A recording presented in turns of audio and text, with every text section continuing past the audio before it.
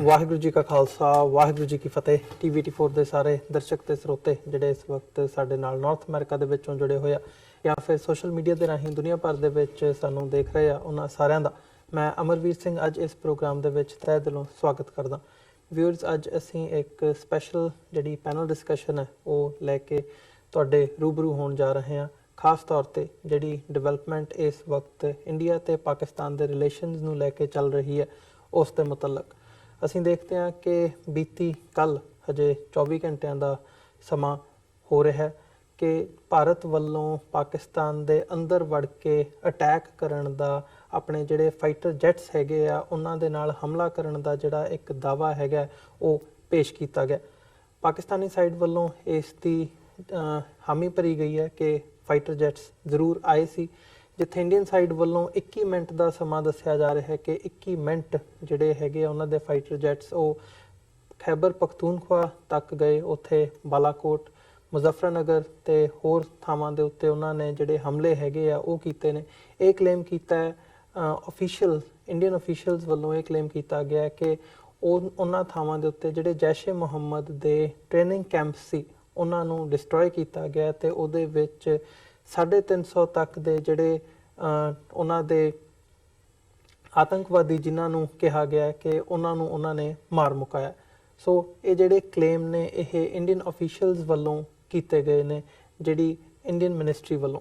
ਸੋ ਪਾਕਿਸਤਾਨ ਵੱਲੋਂ ਪਾਕਿਸਤਾਨ ਦੇ ਪ੍ਰਧਾਨ ਮੰਤਰੀ ਇਮਰਾਨ ਖਾਨ ਦੀ ਅਗਵਾਈ ਦੇ ਹੇਠ ਨਾਲ ਇੱਕ ਬੈਠਕ ਸੱਦੀ ਗਈ, ਜਿਹਦੇ ਵਿੱਚ ਸਾਰੇ ਜਿਹੜੇ ਹਾਇਰ ਅਫੀਸ਼ੀਅਲਸ ਪਾਕਿਸਤਾਨ ਐਡਮਿਨਿਸਟ੍ਰੇਸ਼ਨ ਦੇ ਤੇ ਉਹਨਾਂ ਦੀ ਫੌਜ ਦੇ ਮੌਜੂਦ ਸੀ ਉਹ ਹੋਈ ਹੈ। ਉਹ ਤੋਂ ਬਾਅਦ ਉਹਨਾਂ ਨੇ ਜਿੱਥੇ ਭਾਰਤ ਦੇ ਇਸ ਐਕਟ ਨੂੰ ਕੰਡੈਮ ਕੀਤਾ, ਉੱਥੇ ਇਹ ਗੱਲ ਕਹੀ ਹੈ ਕਿ ਉਹ ਆਏ ਜ਼ਰੂਰ ਉਹਨਾਂ ਦੇ ਫਾਈਟਰ ਜੈਟਸ, ਪਰ ਪਾਕਿਸਤਾਨ ਦੇ ਜਿਹੜੇ ਜੈਟਸ ਸੀ ਉਹਨਾਂ ਵੱਲੋਂ ਚੇਜ਼ ਕਰਨ ਤੇ ਉਹ ਆਪਣਾ ਜਿਹੜਾ ਪੇਲੋਡ ਹੈਗਾ ਉਹ ਉੱਥੇ ਸੁੱਟ ਕੇ ਸੁਨਸਾਨ ਥਾਵਾਂ ਦੇ ਉੱਤੇ, ਜਿਹਦਾ ਕੋਈ ਨੁਕਸਾਨ, ਨਾ ਹੀ ਜਾਨੀ ਨੁਕਸਾਨ ਹੋਇਆ ਤੇ ਨਾ ਹੀ ਕੋਈ ਮਾਲੀ ਨੁਕਸਾਨ ਹੋਇਆ, ਉਹ ਸੁੱਟ ਕੇ ਉਹ 4 ਮਿੰਟਾਂ ਦੇ ਵਿੱਚ ਵਾਪਸ ਦੌੜ ਗਏ।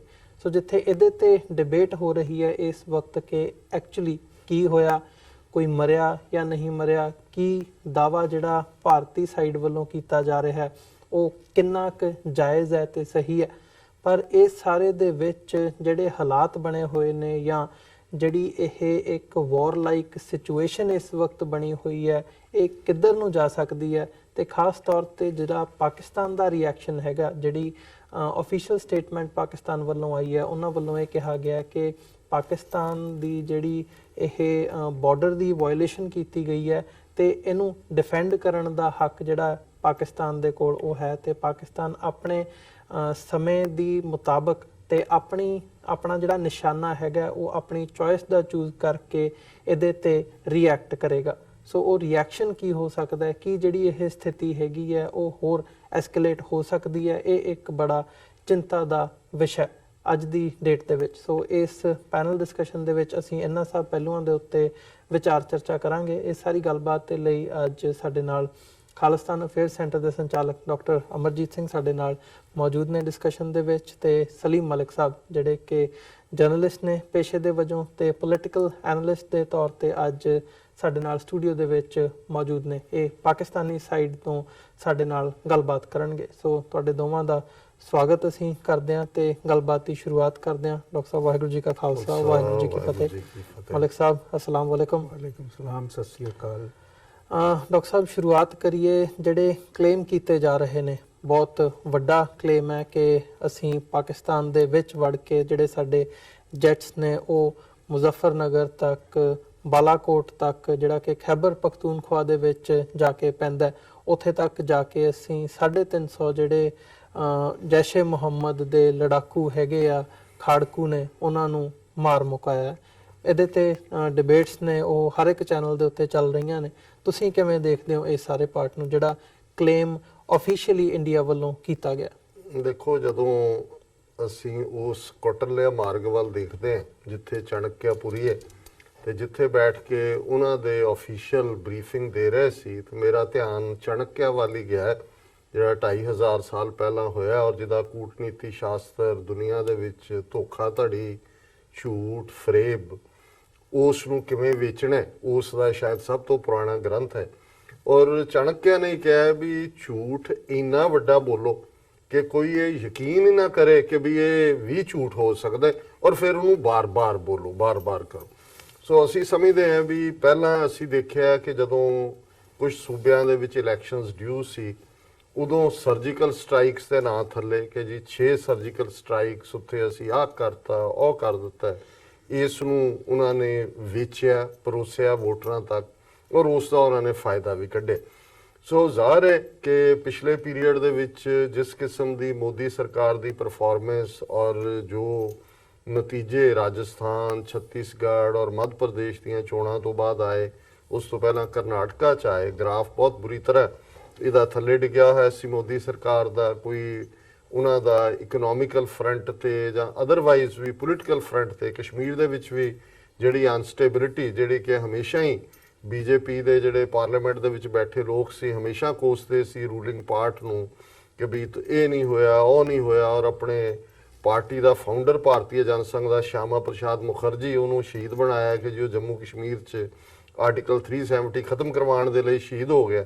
ਸੋ ਜਦੋਂ ਤੁਸੀਂ ਇਹਨਾਂ ਸਾਰੀਆਂ ਡਿਵੈਲਪਮੈਂਟਸ ਨੂੰ ਟੁਗੇਦਰ ਦੇਖਦੇ ਹੋ, ਟਾਈਮਿੰਗ ਦੇਖਦੇ ਹੋ ਔਰ ਆਰਕੈਸਟ੍ਰੇਸ਼ਨ ਦੇਖਦੇ ਹੋ, ਸਭ ਤੋਂ ਵੱਡੀ ਇੰਪੋਰਟੈਂਟ ਗੱਲ ਇਹ ਹੈ ਕਿ ਜਦੋਂ ਮੈਂ ਇਹਨਾਂ ਦੇ ਅੱਡ-ਅੱਡ ਮੀਡੀਆ ਚੈਨਲਸ ਔਰ ਹੁਣ ਤਾਂ ਪ੍ਰਿੰਟ ਮੀਡੀਆ, ਸੋਸ਼ਲ ਮੀਡੀਆ ਦੇਖਦਾ ਤੇ ਉਹ ਮਦਾਰੀ ਯਾਦ ਆ ਜਾਂਦਾ। ਹੁਣ ਤਾਂ ਚਲੋ ਘਰਾਂ 'ਚ ਲੋਕਾਂ ਦੇ ਕੋਲ ਐਂਟਰਟੇਨਮੈਂਟ ਦੇ 36 ਸਾਧਨ ਨੇ।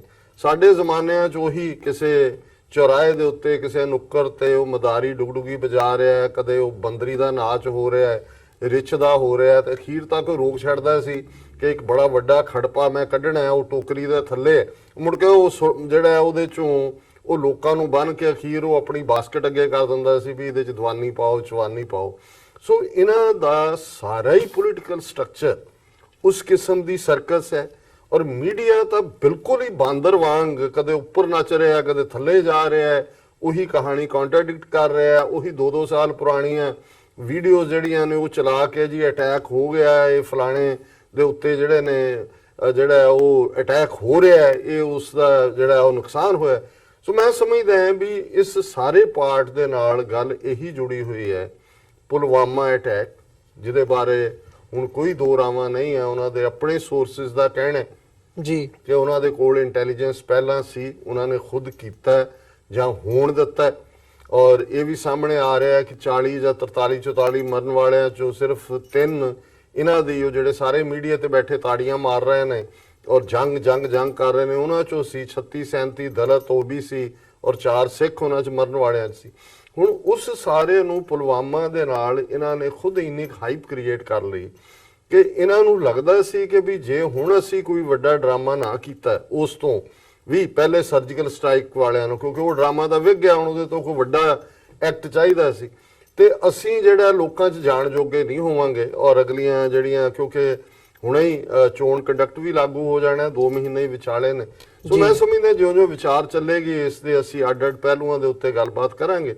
ਔਰ ਦੂਸਰਾ ਪਾਰਟ ਮੈਂ ਸਮਝਦਾ ਹਾਂ ਵੀ ਜਿਹੜਾ ਇੱਕ ਪਾਰਟ ਜਿਹਦੇ ਤੇ ਬਹੁਤਾ ਹਾਈਲਾਈਟ ਨਹੀਂ ਹੋਇਆ, ਜਿਹੜਾ 12 ਜਹਾਜ਼ਾਂ ਦਾ ਇਹਨਾਂ ਦਾ ਪੂਰਾ ਫਲੀਟ ਜਿਸ ਨੇ ਇਸ ਦੇ ਵਿੱਚ ਹਿੱਸਾ ਲਿਆ, ਇਹਨਾਂ ਦੇ ਕਹਿਣ ਮੁਤਾਬਕ ਇਹਨੂੰ ਉਹੀ ਕੰਪਨੀ ਫਰਾਂਸ ਦੇ ਬਣੇ ਹੋਏ ਨੇ ਔਰ ਜਿਹੜੀ ਰਾਫੇਲ ਦੇ ਨਾਲ ਜੁੜਿਆ ਹੋਇਆ। ਹੁਣ ਜ਼ਾਹਰ ਹੈ ਆਉਣ ਵਾਲੀਆਂ ਚੋਣਾਂ 'ਚ ਰਾਫੇਲ ਡੀਲ ਇੱਕ ਵੱਡੀ ਡੀਲ ਦੇ ਤੌਰ ਦੇ ਉੱਤੇ ਕਿ ਕਿਵੇਂ ਕਿੰਨੇ ਹਜ਼ਾਰ ਕਰੋੜ ਦਾ ਇਹਨੇ ਮੋਦੀ ਨੇ ਕਪਲਾ ਕਰਕੇ ਆਪਣੇ ਯਾਰ ਨੂੰ ਰਜਾਇਆ।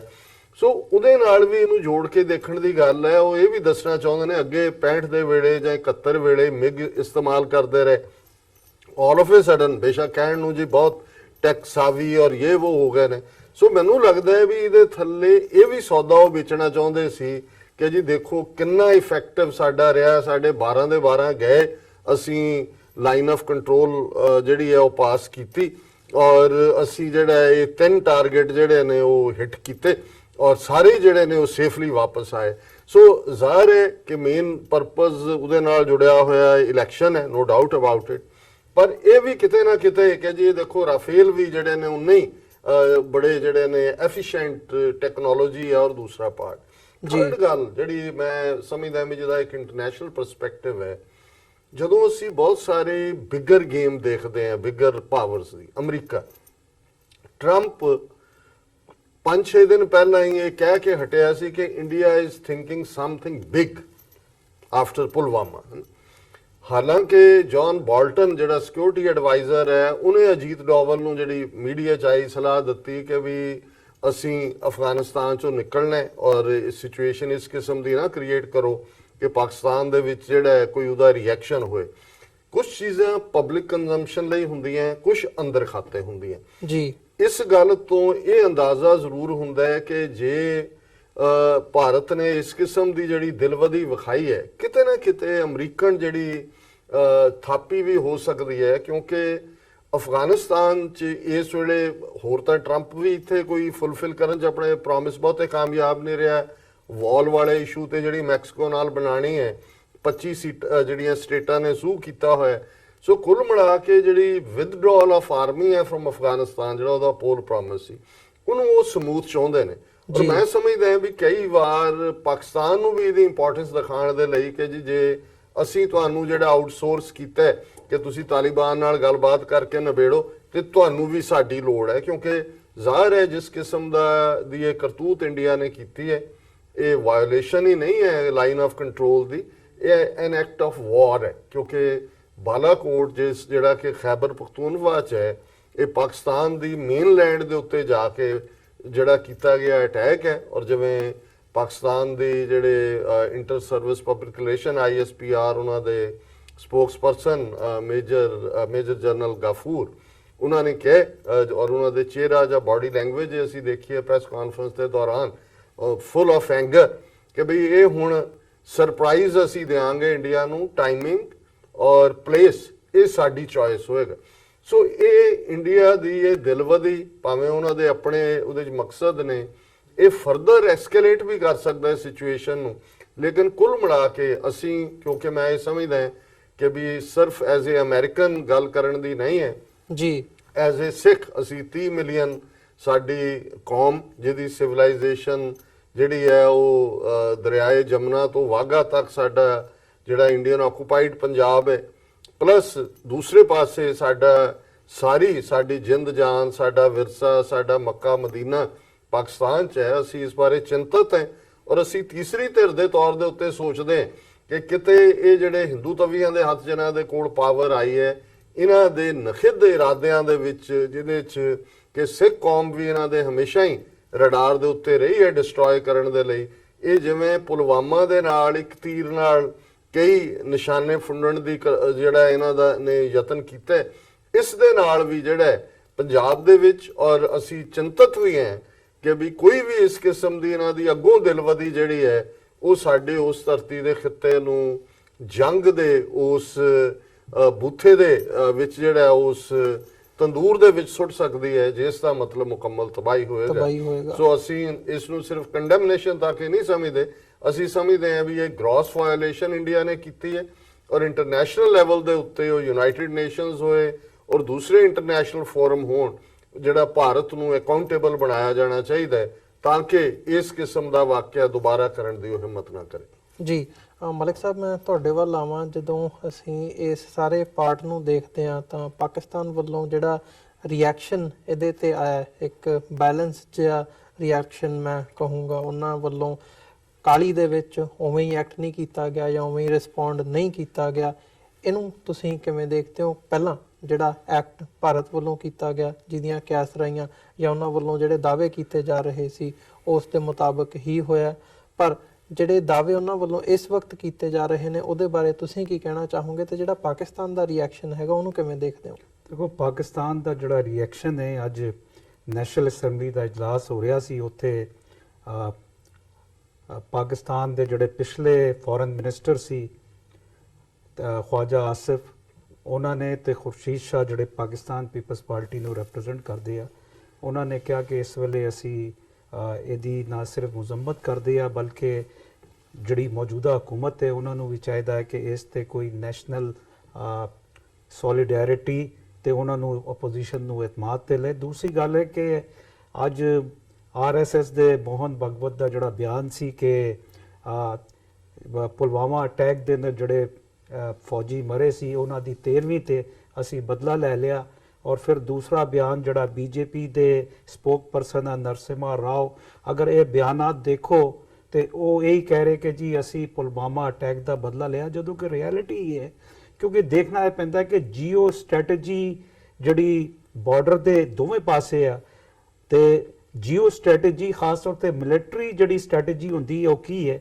ਹੁਣ ਸੁਪਰਸੋਨਿਕ ਮਿਰਾਜ 2000 ਦੁਨੀਆ ਦਾ ਬਿਹਤਰੀਨ ਤਿਆਰਾ ਹੈ, ਫਾਈਟਰ ਜੈਟ ਹੈ, ਉਹਦੀ ਸਪੀਡ ਜਦੋਂ ਹੈ ਤੇ ਦੋਵੇਂ ਪਾਸੇ ਬਾਰਡਰ ਦੇ ਵਿੱਚ 3-4 ਕਿਲੋਮੀਟਰ ਦਾ ਜਿਹੜਾ ਗੈਪ ਹੁੰਦਾ ਹੈ, ਕਿਸੇ ਵੀ ਮੁਲਕ ਦਾ ਜਹਾਜ਼ ਜਿਹੜਾ ਜੈਟ ਹੈ, 에ਅਰਕ੍ਰਾਫਟ ਜੈਟ ਹੈ, ਉਹ ਜਦੋਂ ਉੜਦਾ ਹੈ ਔਰ ਅਗਰ ਉਹਦਾ ਇਰਾਦਾ ਹੈ ਕਿ ਉਹ ਦੂਸਰੇ ਲਾਈਨ ਕੰਟਰੋਲ ਲਾਈਨ ਨੂੰ ਕ੍ਰਾਸ ਕਰਨਾ ਹੈ ਕਿਸੇ ਵੀ ਮੁਲਕ ਦੇ, ਤੇ 3-4-5 ਉਹਦੀ ਸਪੀਡ ਇੰਨੀ ਹੁੰਦੀ ਹੈ ਕਿ ਉਹਨੂੰ ਉਸੇ ਵੇਲੇ ਇੰਟਰਸੈਪਟ ਤੁਸੀਂ ਨਹੀਂ ਕਰ ਸਕਦੇ। ਲੇਕਿਨ ਹਾਂ, ISPR ਨੇ ਇਹ ਬਿਆਨ ਦਿੱਤਾ, ਮੇਜਰ ਜਨਰਲ ਆਸਿਫ ਗਫੂਰ ਨੇ, ਕਿ ਵਿਦਿਨ 90 ਸੈਕਿੰਡ ਪਾਕਿਸਤਾਨ ਦੇ F-16 ਜਿਹੜੇ ਆ ਉਹ ਉਹਨਾਂ ਦੇ ਪਿੱਛੇ ਗਏ ਆ। ਜਦੋਂ ਪਿੱਛੇ ਗਏ ਆ ਤੇ ਉਹ ਉਥੋਂ ਵਾਪਸ ਹੋ ਗਏ। ਹਾਂ, 4 ਮਿੰਟ ਉਹ ਪਾਕਿਸਤਾਨ ਦੀ ਸਰਹੱਦ ਦੇ ਅੰਦਰ ਆਏ ਆ, ਜਿਹਦੇ ਆਸਤੇ ਯਾਨੀ ਬਹਿਸ ਕੀਤੀ ਜਾ ਸਕਦੀ ਹੈ। ਲੇਕਿਨ ਇਹ ਆ ਕਿ ਉਹ ਜਿਹੜਾ 300 ਬੰਦੇ, ਇੱਕ ਕੋਈ 300 ਕਹਿ ਰਿਹਾ, ਇੰਡੀਆ ਟੂਡੇ 350 ਕਹਿ ਰਿਹਾ ਹੈ, ਨਿਊਜ਼ 18 ਜਿਹੜਾ ਹੈ ਉਹ ਵੀ ਹੁਣ ਰਿਪਬਲਿਕ ਦਾ ਹੀ ਭਾਈ ਬਣ ਗਿਆ। ਉਹਦੇ ਅੰਦਰ ਜਿਹੜੇ ਮੇਜਰ ਜਨਰਲ ਬੈਠੇ ਹੋਏ ਆ, ਪਦਮਜੀਤ ਸਿੰਘ ਅਲਵਾਲੀਆ, ਉਹ ਕੁਝ ਹੋਰ ਕਹਿ ਰਿਹਾ, ਅਤਾ ਹੁਸਨੈਨ ਇੱਕ ਹੋਰ ਇੱਕ ਰਿਟਾਇਰ ਜਨਰਲ ਹੈ, ਉਹ ਕੁਝ ਕਹਿ ਰਿਹਾ। ਤੇ ਇਹ ਲੇਕਿਨ ਸੋਚਣਾ ਇਹ ਆ ਕਿ ਜੋ ਕੁਝ ਇੰਡੀਆ ਦਾ ਮੀਡੀਆ, ਜੋ ਕਿ ਮੈਂ ਪਹਿਲੇ ਵੀ ਕਿਹਾ ਕਿ 5th ਜਨਰੇਸ਼ਨ ਵਾਰ ਜੋ ਕਿ ਮੀਡੀਆ ਦੇ ਜ਼ਰੀਏ ਲੜੀ ਜਾਏਗੀ, ਔਰ ਉਹਦੇ ਆਸਤੇ ਇੰਡੀਆ ਨੇ ਯੂਪੀ, ਬਿਹਾਰ, ਕਲਕੱਤਾ, ਮਹਾਰਾਸ਼ਟਰ ਦੇ ਅੰਦਰ ਲੱਖਾਂ ਦੇ ਹਿਸਾਬ ਨਾਲ ਨੌਜਵਾਨਾਂ ਨੂੰ ਉੱਥੇ ਬਿਠਾਇਆ, ਜਿਹੜੇ ਹਰ ਵੇਲੇ 24 ਘੰਟੇ ਜਿਹੜੇ ਇਸ 5th ਜਨਰੇਸ਼ਨ ਵਾਰ ਨੂੰ ਪ੍ਰਮੋਟ ਕਰ ਰਹੇ ਆ। ਤੇ ਜੋ ਦਿਖਾਇਆ ਗਿਆ ਹੈ ਉਹ ਸਾਰਾ ਦਿਨ ਦਾ, ਜਿਹੜੇ ਧਮਾਕੇ ਦਿਖਾ ਰਹੇ ਆ ਉਹਦੇ ਉੱਤੇ ਦਿਨ ਹੈ। ਤੇ ਜਦੋਂ ਪਾਕਿਸਤਾਨ ਇੰਡੀਆ ਦਾ ਜਿਹੜਾ 3:43 ਸਵੇਰੇ ਹੁੰਦੀ ਹੈ, ਉੱਥੇ ਯਾਨੀ ਕੋਈ ਦਿਨ ਨਹੀਂ ਹੁੰਦਾ, ਨਾ ਕੋਈ ਸਵੇਰ ਹੁੰਦੀ ਹੈ, ਉਹ ਰਾਤ ਦਾ ਟਾਈਮ ਹੁੰਦਾ ਹੈ।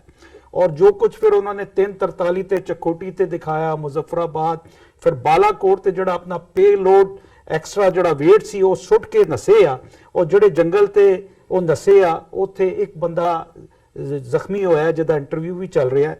ਉਹਦੇ ਇਲਾਵਾ ਨਾ ਉੱਥੇ ਕੋਈ ਕੈਂਪ ਸੀ, ਔਰ ਨਾ ਉੱਥੇ ਯੂਸੁਫ ਅਜ਼ਹਰ ਜਿਹਦਾ ਇਹ ਕਹਿ ਰਿਹਾ ਕਿ ਉਹਦਾ ਰਿਸ਼ਤੇਦਾਰ ਹੈ ਮੌਲਾਨਾ ਮਸੂਦ ਅਜ਼ਹਰ ਦਾ, ਉਹਦਾ ਕੋਈ ਕੈਂਪ ਸੀ। ਤਾਂ ਇਹ तमाम ਬੇਸਿਕਲੀ ਹੁਣ ਇੱਕ ਕਿਆਸ ਕੀਤਾ ਜਾ ਰਿਹਾ ਇੰਡੀਆ ਦੇ ਅੰਦਰ, ਚੁੱਕੇ ਆਉਣ ਵਾਲੇ ਮਹੀਨੇ ਦੇ ਅੰਦਰ ਚੋਣ ਆ, ਤੇ ਬੀਜੇਪੀ ਜਿਹੜੀ ਆ, ਹੋਰ ਖਾਸ ਤੌਰ ਤੇ ਅਗਰ ਤੁਸੀਂ 3 ਦਿਨ ਦੇ ਮੁਸਲਸਲ ਬਿਆਨਾਤ ਦੇਖੋ, ਔਰ ਕੱਲ ਜਿਹੜਾ ਹੈ ਉੱਥੇ ਕੋਈ ਮਿਲਟਰੀ ਮਿਊਜ਼ੀਅਮ ਸੀ, ਉੱਥੇ ਨਰਿੰਦਰ ਮੋਦੀ ਉੱਥੇ ਗਏ ਹੋਏ ਸੀ, ਤੇ ਉਹ ਇਸ ਗੱਲ ਦੀ ਨਿਸ਼ਾਨੀ, ਜਦੋਂ ਨਰਿੰਦਰ ਮੋਦੀ ਕੱਲ ਮਿਲਟਰੀ ਮਿਊਜ਼ੀਅਮ ਦਾ ਦੌਰਾ ਕਰ ਰਿਹਾ ਸੀ, ਮੈਂ ਉਸੇ ਵੇਲੇ ਆਪਣੇ ਕਿਸੇ ਦੋਸਤ ਨੂੰ ਕਿਹਾ ਸੀ ਕਿ ਹੁਣ ਇਹਨਾਂ ਨੇ ਕੋਈ ਵਾਇਲੇਸ਼ਨ ਕਰਨੀ ਹੈ ਲਾਈਨ ਆਫ ਕੰਟਰੋਲ ਦੀ।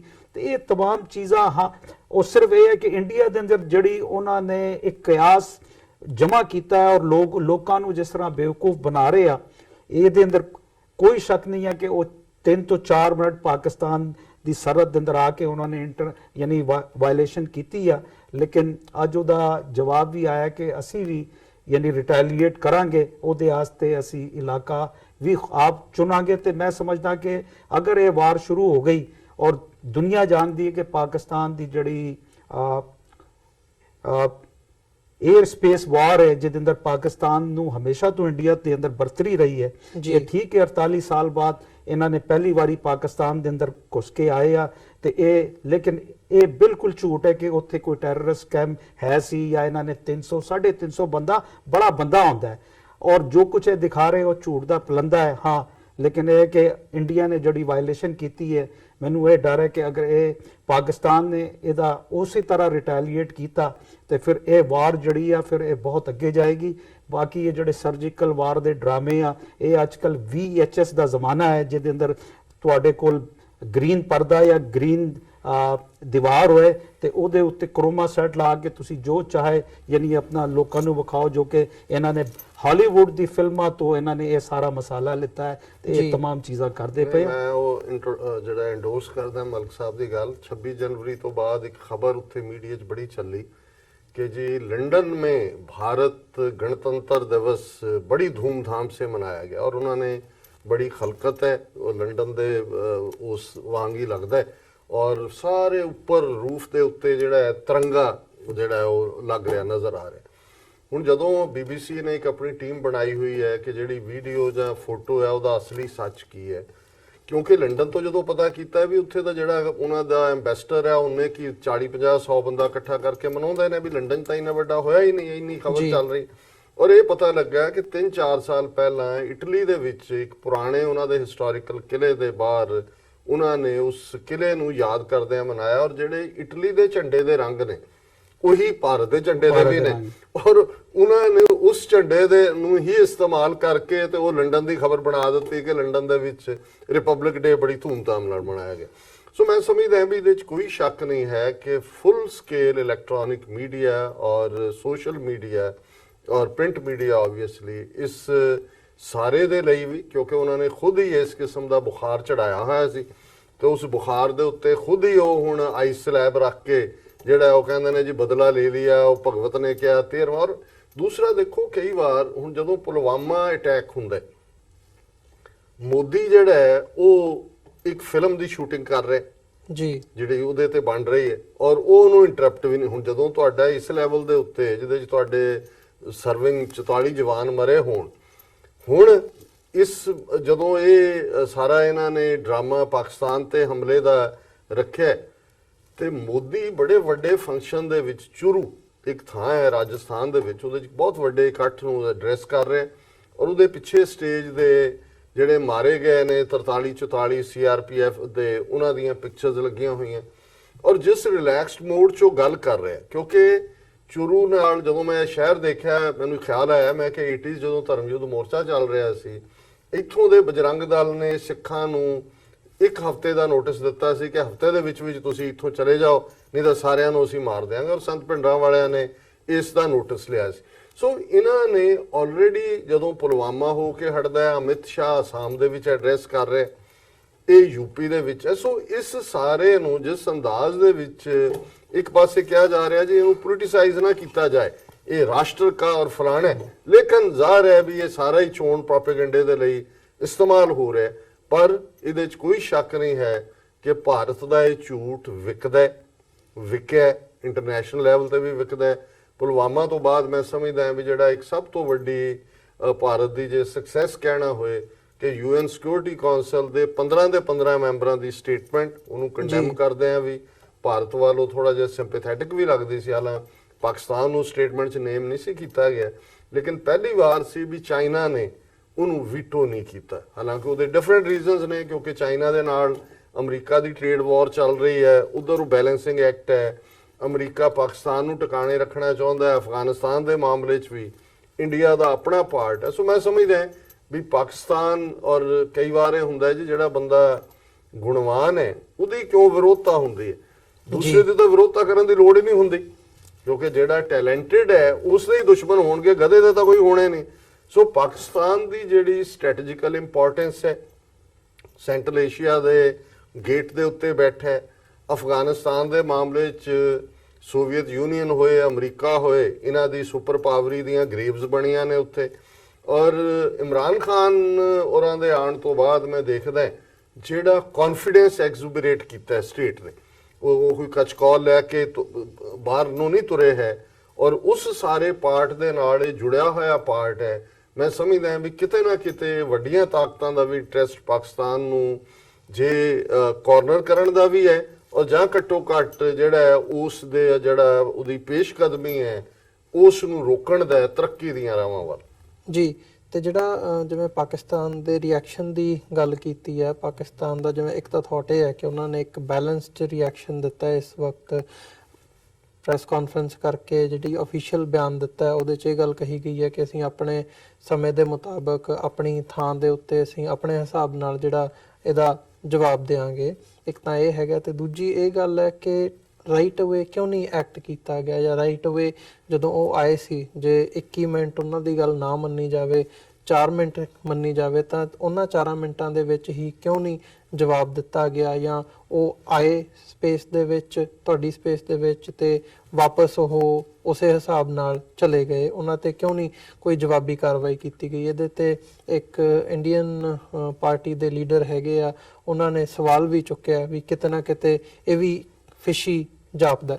ਹਾਂ, ਤੁਸੀਂ ਵਿਨੋਦ ਕੁਮਾਰ ਦੀ ਗੱਲ ਕਰ ਰਹੇ ਹੋ, ਯੂਪੀ ਦਾ ਸਮਾਜਵਾਦੀ ਪਾਰਟੀ ਦਾ ਸੀਨੀਅਰ ਲੀਡਰ ਹੈ, ਔਰ ਉਸ ਨੇ ਇਸ ਕਿਸਮ ਦੀ ਗੱਲ ਕੀਤੀ ਹੈ ਕਿ ਵੀ ਇਹ ਸਾਰਾ ਇਵੇਂ। ਪਰ ਮੈਂ ਇਹ ਸਮਝਦਾ ਵੀ ਇਹ ਸਵਾਲ ਮੇਜਰ ਜਨਰਲ ਗਫੂਰ ਸਾਹਿਬ ਨੂੰ ਵੀ ਪੁੱਛਿਆ ਗਿਆ ਸੀ ਪ੍ਰੈਸ ਕਾਨਫਰੰਸ, ਕੋਈ ਬਹੁਤ ਕਲੀਅਰ ਜਵਾਬ ਤਾਂ ਨਹੀਂ ਸੀ।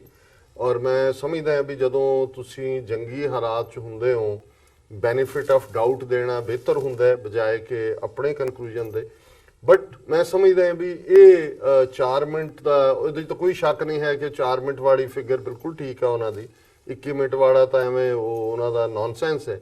ਲੇਕਿਨ ਇਹ ਵੀ ਇੱਕ ਜ਼ਰੂਰ ਜਿਹੜੇ ਨੇ ਉਹਨਾਂ ਦੇ ਜਿਹੜੇ ਸੀਨੀਅਰ ਲੋਕ ਨੇ ਔਰ ਇਸ ਫੀਲਡ ਦੇ ਐਕਸਪਰਟਸ ਨੇ ਉਹੀ ਦੱਸ ਸਕਦੇ ਨੇ। ਮੇਰਾ ਤਾਂ ਕੋਈ ਐਜ਼ ਏ ਵੈਪਨਰੀ ਐਕਸਪਰਟ ਹੈ ਨਹੀਂ ਕਿ ਵੀ ਸਪੀਡ ਕੀ ਹੈ, F-16 ਕੀ ਹੈ ਜਾਂ ਦੂਸਰਾ ਕੀ ਹੈ।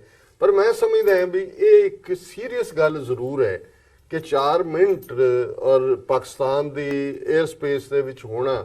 ਔਰ ਜ਼ਾਹਿਰ ਹੈ ਇੱਕ ਗੱਲ ਤਾਂ ਜਿਹੜੀ ਉਹਨਾਂ ਦੀ ਮੰਨਣਯੋਗ ਹੈ, ਜਿਹੜੀ ਪਾਕਿਸਤਾਨ ਦੀ ਬਰੀਫਿੰਗ ਹੈ ਕਿ ਵੀ 3 ਮਿਸ਼ਨ ਦੇ ਉੱਤੇ ਉਹਨਾਂ ਦੇ ਸਨ, 2 ਮਿਸ਼ਨ ਉਹਨਾਂ ਨੇ ਇਫੈਕਟਿਵਲੀ ਬਲੌਕ ਕੀਤੇ ਜੀ। ਤੀਸਰਾ ਵੀ ਜੇ ਬਾਲਾਕੋਟ ਦੀ ਗੱਲ ਕਰੀਏ ਤੇ ਉਹਦੇ ਵਿੱਚ ਕੋਈ ਸ਼ੱਕ ਨਹੀਂ ਹੈ ਕਿ ਉਹ ਐਵੇਂ ਉਹ ਜੰਗਲ ਦੇ ਵਿੱਚ ਸੁੱਟ ਕੇ ਦਰਖਤ ਜ਼ਰੂਰ ਜ਼ਖਮੀ ਹੋਏ ਨੇ।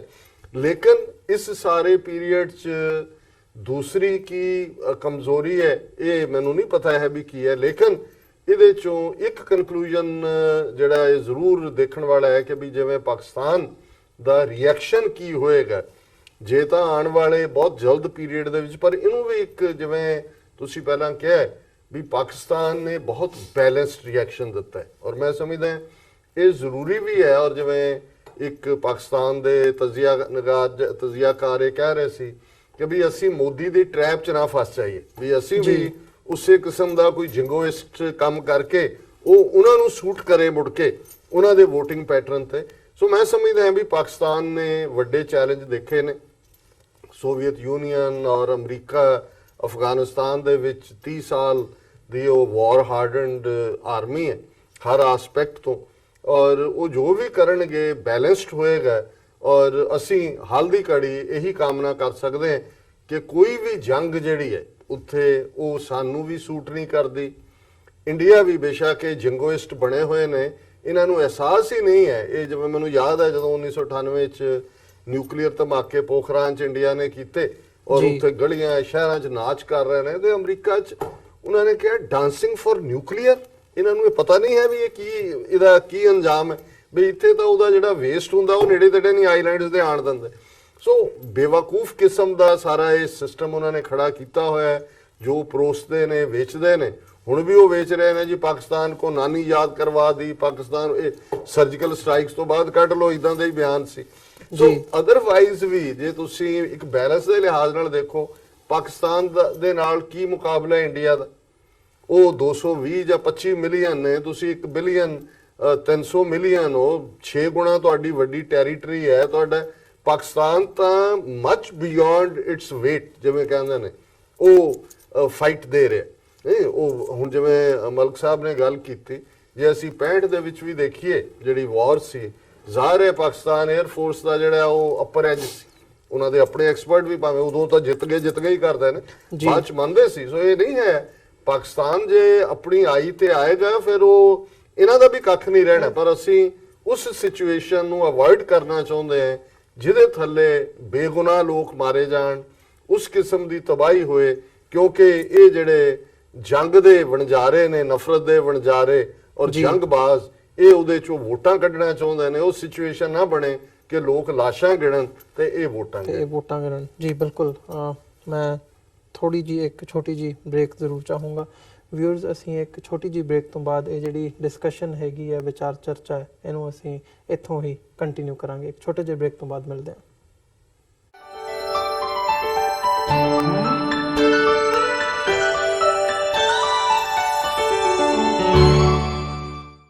ਪੁਲਵਾਮਾ ਹਮਲਾ ਅੱਤਵਾਦ ਨਹੀਂ, ਸਿੱਖ, ਕਸ਼ਮੀਰੀ ਅਤੇ ਪਾਕਿਸਤਾਨੀ ਜਥੇਬੰਦੀਆਂ ਵੱਲੋਂ stop India free Kashmir rally 28 ਫਰਵਰੀ 2019 ਦਿਨ ਵੀਰਵਾਰ ਨੂੰ ਨਿਊਯਾਰਕ ਸਥਿਤ ਯੂਨਾਈਟਿਡ ਨੇਸ਼ਨਜ਼ ਦੇ ਹੈੱਡਕੁਆਰਟਰਜ਼ ਬਾਹਰ ਕੱਢੀ ਜਾ ਰਹੀ ਹੈ। ਕਸ਼ਮੀਰੀਆਂ ਨਾਲ ਸੋਲੀਡੈਰਿਟੀ ਦਾ ਇਜ਼ਹਾਰ ਕਰਦਿਆਂ ਅਤੇ ਭਾਰਤ ਵੱਲੋਂ ਪਾਕਿਸਤਾਨ ਨਾਲ ਜੰਗ ਦੀਆਂ ਦਹਾੜਾਂ ਦਾ ਵਿਰੋਧ ਕਰਨ ਲਈ ਆਪ ਸਭ ਨੂੰ ਇਸ ਰੈਲੀ ਵਿੱਚ ਸ਼ਾਮਲ ਹੋਣ ਦੀ ਅਪੀਲ ਕੀਤੀ ਜਾਂਦੀ ਹੈ। ਵਧੇਰੇ ਜਾਣਕਾਰੀ ਲਈ ਤੁਸੀਂ ਹੇਠ ਦਿੱਤੇ ਨੰਬਰਾਂ ਤੇ ਸੰਪਰਕ ਕਰ ਸਕਦੇ ਹੋ।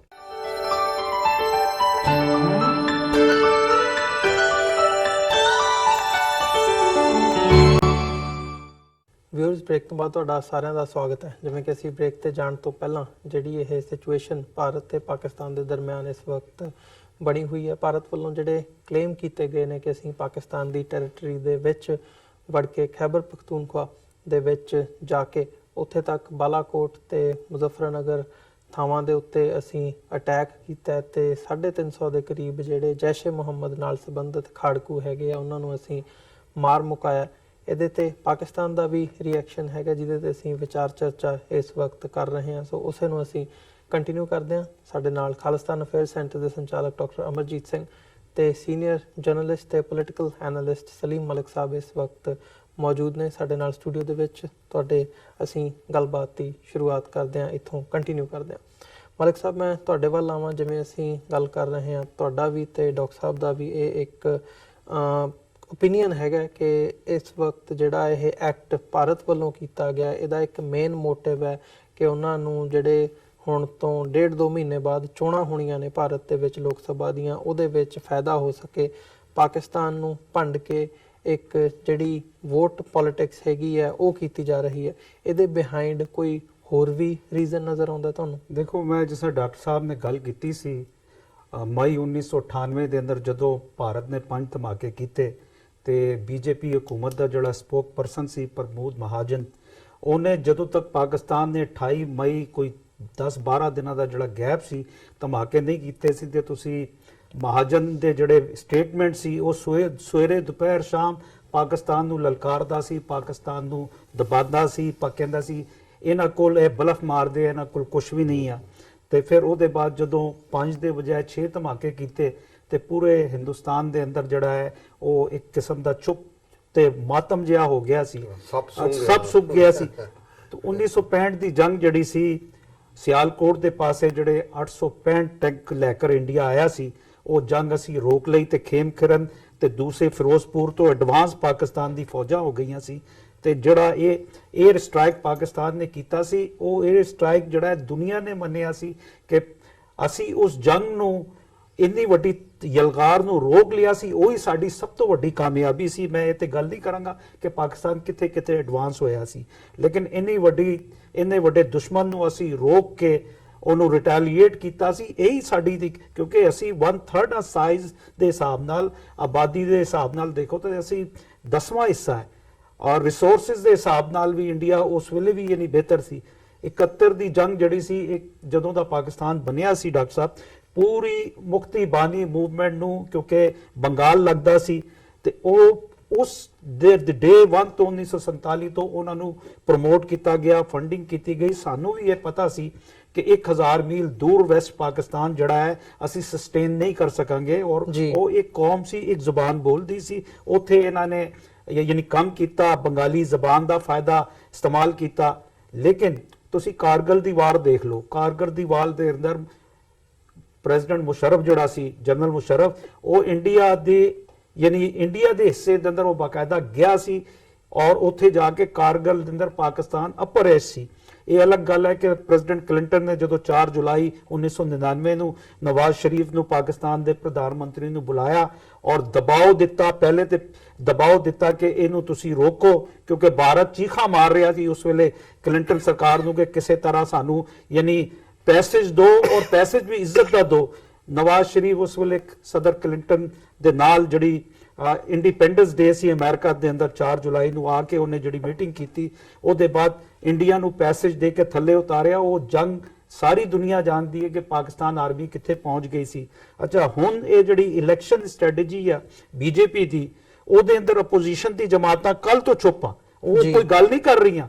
ਤੁਸੀਂ ਕਿਸੇ ਜਮਾਤ ਨੂੰ ਦੇਖ ਲਓ, ਚਾਹੇ ਮਮਤਾ ਬੈਨਰਜੀ ਨੂੰ ਦੇਖ ਲਓ, ਚਾਹੇ ਮਾਇਆਵਤੀ ਨੂੰ ਵੇਖ ਲਓ, ਚਾਹੇ ਅਖਿਲੇਸ਼ ਨੂੰ ਦੇਖ ਲਓ, ਚਾਹੇ ਤੁਸੀਂ ਰਾਹੁਲ ਗਾਂਧੀ ਨੂੰ ਵੇਖ ਲਓ, ਕਿਉਂਕਿ ਉਹ ਵੀ ਇਹ ਸਮਝਦੇ ਆ ਕਿ ਇਹ, ਜਿਸ ਤਰ੍ਹਾਂ ਡਾਕਟਰ ਸਾਹਿਬ ਨੇ ਕਿਹਾ ਕਿ ਇਹ ਸਭ ਸਾਰਾ ਜਿਹੜਾ ਚਨਾਕੀਆ ਤੋਂ ਇਹ ਝੂਠ ਦਾ ਜਿਹੜਾ ਮੰਜਨ ਹੈ ਲਿੱਤਾ ਗਿਆ ਹੈ, ਔਰ 5th ਜਨਰੇਸ਼ਨ ਵਾਰ ਨੂੰ ਜਿਸ ਤਰ੍ਹਾਂ ਝੂਠ ਨੂੰ ਇੰਨਾ ਬੋਲੋ ਕਿ ਇੱਕ ਵਕਤ ਆਏ ਕਿ ਉਹਨੂੰ ਸੱਚ ਦਾ ਗੁਮਾ ਹੋਏ। ਲੇਕਿਨ ਇੰਟਰਨੈਸ਼ਨਲ ਜਿਹੜੀ ਮੀਡੀਆ ਹੈ ਜਾਂ ਇੰਟਰਨੈਸ਼ਨਲ ਵਰਲਡ ਹੈ, ਉਹ ਇਹ ਜਿਹੜੀ ਨਿਊਜ਼ ਬ੍ਰੇਕ ਇੰਡੀਆ ਨੇ ਕੀਤੀ ਹੈ, ਜਿਸ ਤਰ੍ਹਾਂ ਇੰਡੀਆ ਟੂਡੇ, ਰਿਪਬਲਿਕ, ਨਿਊਜ਼ 18, ਜ਼ੀ, ਇਹ ਸਾਰੇ ਲੱਗੇ ਹੋਏ ਆ, ਇਹ ਜਿਹੜਾ ਮੰਜਨ ਵੇਚ ਰਹੇ ਆ।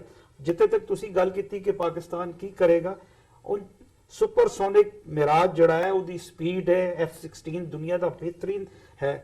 2 ਜਗ੍ਹਾ ਅਗਰ ਉਹਨਾਂ ਨੂੰ ਇੰਟਰਸੈਪਟ ਕੀਤਾ ਹੈ ਤੇ ਉੱਥੇ ਉਹ ਕੁਝ ਡਿਗਾ ਨਹੀਂ ਸਕੇ ਆਪਣਾ ਵਜ਼ਨ ਪੇਲੋਡ, ਔਰ ਜਾਂਦੇ ਵਾਰੀ ਉਹ 50 ਕਿਲੋਮੀਟਰ ਦੂਰ ਬਾਲਾਕੋਟ ਤੇ ਜੋ ਚੀਜ਼ ਉੱਥੇ ਸੁੱਟ ਕੇ ਗਏ ਆ। ਔਰ ਨਾਲੇ ਦੂਸਰੀ ਗੱਲ ਹੈ ਕਿ 350 ਟੈਰਰਿਸਟ ਕੀ ਅੱਜ ਦੇ ਜ਼ਮਾਨੇ ਦੇ ਅੰਦਰ ਕਿਸੇ ਇੱਕ ਕੈਂਪ ਦੇ ਅੰਦਰ ਬਹਿ ਸਕਦਾ ਹੈ? ਇੰਪੋਸੀਬਲ। ਲੇਕਿਨ ਇਹ ਕਿ ਚੂੰਕਿ ਉਹ ਝੂਠ ਵੇਚ ਰਹੇ ਆ, ਜਿਹੜੇ ਇੰਡੀਆ ਦਾ ਮੀਡੀਆ, ਇਲੈਕਟ੍ਰੋਨਿਕ ਮੀਡੀਆ, ਉਹਦੇ ਅੰਦਰ ਸਾਰੇ ਬੀਜੇਪੀ ਤੇ RSS ਜ਼ੈਨ ਦੇ ਐਂਕਰ ਉਹਨਾਂ ਨੇ ਬਿਠਾਏ ਹੋਏ ਆ। ਨਾਲੇ ਜਨਰਲ ਬਖਸ਼ੀ, ਜਨਰਲ ਸ਼ਰਮਾ, ਅਸ਼ੋਕ ਮਹਿਤਾ ਜੇ ਰਿਟਾਇਰ ਜਨਰਲ ਜਿਹੜੇ ਆ, ਉਹਨਾਂ ਦੀ ਦਿਹਾੜੀਆਂ ਲੱਗੀਆਂ ਹੋਈਆਂ ਤੇ ਉਹ ਹਿੰਦਵਤਾ ਦੀ ਯਾਨੀ ਇੱਕ ਗੱਲ ਕਰਕੇ ਉਹਨਾਂ ਦੀ ਕੋਸ਼ਿਸ਼ ਹੈ ਕਿ ਇੰਡੀਆ ਦੇ ਅੰਦਰ ਲੋਕਾਂ ਨੂੰ ਸੜਕਾਂ ਤੇ ਲਿਆਓ ਤੇ ਇਹ ਕਹੋ ਕਿ ਮੋਦੀ ਜਿਹੜਾ ਹੈ ਉਹਦੇ ਬਗੈਰ ਇੰਡੀਆ ਜਿਹੜਾ ਹਿੰਦੁਸਤਾਨ ਦਾ ਡਿਫੈਂਸ ਨਾਗੁਜ਼ੀਰ ਹੈ। ਇਹ तमाम ਚੀਜ਼ਾਂ ਜਿਹੜੀਆਂ ਪੋਲਿਟੀਕਲ ਜਿਹੜੀ ਸਟ੍ਰੈਟਜੀ ਹੁੰਦੀ ਹੈ ਜਮਾਤਾਂ ਦੀ। ਹਾਂ, ਲੇਕਿਨ ਇਹ ਆ ਕਿ ਬੀਜੇਪੀ ਨੇ 1998 ਦੇ ਬਾਅਦ ਇੱਕ ਗੱਲ ਜ਼ਰੂਰ ਯਾਨੀ ਸਿੱਖੀ ਸੀ ਕਿ ਵੈਸਟਰਨ ਮੀਡੀਆ ਨੂੰ, ਔਰ ਖਾਸ ਤੌਰ ਤੇ ਉਹ ਇਸ ਮਿਡਲ ਈਸਟ ਦੀ ਜਿਹੜੀ ਜੰਗ ਸੀ, ਜਿੱਥੇ ਇੱਕ ਪਾਸੇ ਇੱਕ ਪਾਰਟੀ ਕੋਲ ਸਿਰਫ ਪੱਥਰ ਹੈ ਔਰ ਦੂਸਰੇ ਕੋਲ ਯਾਨੀ ਦੁਨੀਆ ਦਾ ਸਭ ਤੋਂ ਸੋਫਿਸਟੀਕੇਟਡ ਤਯਾਰੇ ਤੇ ਹਥਿਆਰ ਹੈ, ਉਹਨਾਂ ਕੋਲ ਇਹ ਸਿੱਖਿਆ ਸੀ ਕਿ ਝੂਠ ਇੰਨਾ ਬੋਲੋ ਔਰ ਇਹ ਜਿਹੜਾ ਕੁਛ ਹੈ। ਲੇਕਿਨ ਇਹ ਕਿ ਇੰਡੀਆ ਨੂੰ ਇਹ ਸੋਚਣਾ ਚਾਹੀਦਾ ਹੈ ਕਿ ਪਾਕਿਸਤਾਨ ਇੱਕ ਨਿਊਕਲੀਅਰ ਕੰਟਰੀ ਹੈ, ਔਰ ਮੈਂ ਹਮੇਸ਼ਾ ਕਹਿੰਦਾ ਕਿ ਕਦੀ ਵੀ ਵਾਰ ਜਿਹੜੀ ਹੈ ਸੋਲੂਸ਼ਨ ਨਹੀਂ ਹੈ। ਲੇਕਿਨ ਮੈਂ ਹੁਣੇ ਇੱਕ ਵੈਸਟਰਨ ਸਕਾਲਰ ਦੀ ਪੜ੍ਹ ਲਿਆ ਸੀ ਕੱਲ, ਅਗਰ ਇੰਡੀਆ ਪਾਕਿਸਤਾਨ ਦੇ ਅੰਦਰ ਵਾਰ ਸ਼ੁਰੂ ਹੋ ਗਈ ਤੇ ਤਕਰੀਬਨ ਜਿਹੜਾ ਹੈ 1 ਅਰਬ 52 ਕਰੋੜ ਦੋਵੇਂ ਪਾਸੇ ਲੋਕ ਬਸਦੇ ਆ। ਅਗਰ ਨਿਊਕਲੀਅਰ ਡਿਵਾਈਸਿਸ ਚੱਲ ਗਈਆਂ, ਜਿੱਥੇ ਪਾਕਿਸਤਾਨ ਕੋਲ ਗੋਰੀ, ਹਤਫ ਤੇ ਸ਼ਾਹੀਨ 7000 ਕਿਲੋਮੀਟਰ ਤੱਕ ਮਾਰ ਵਾਲੀ, ਅਗਰ ਇਹ ਚੀਜ਼ਾਂ ਚੱਲ ਗਈਆਂ ਤੇ ਟੋਟਲ 22 ਕਰੋੜ ਬੰਦੇ ਦੋਵੇਂ ਪਾਸੇ ਰਹਿ ਜਾਣਗੇ।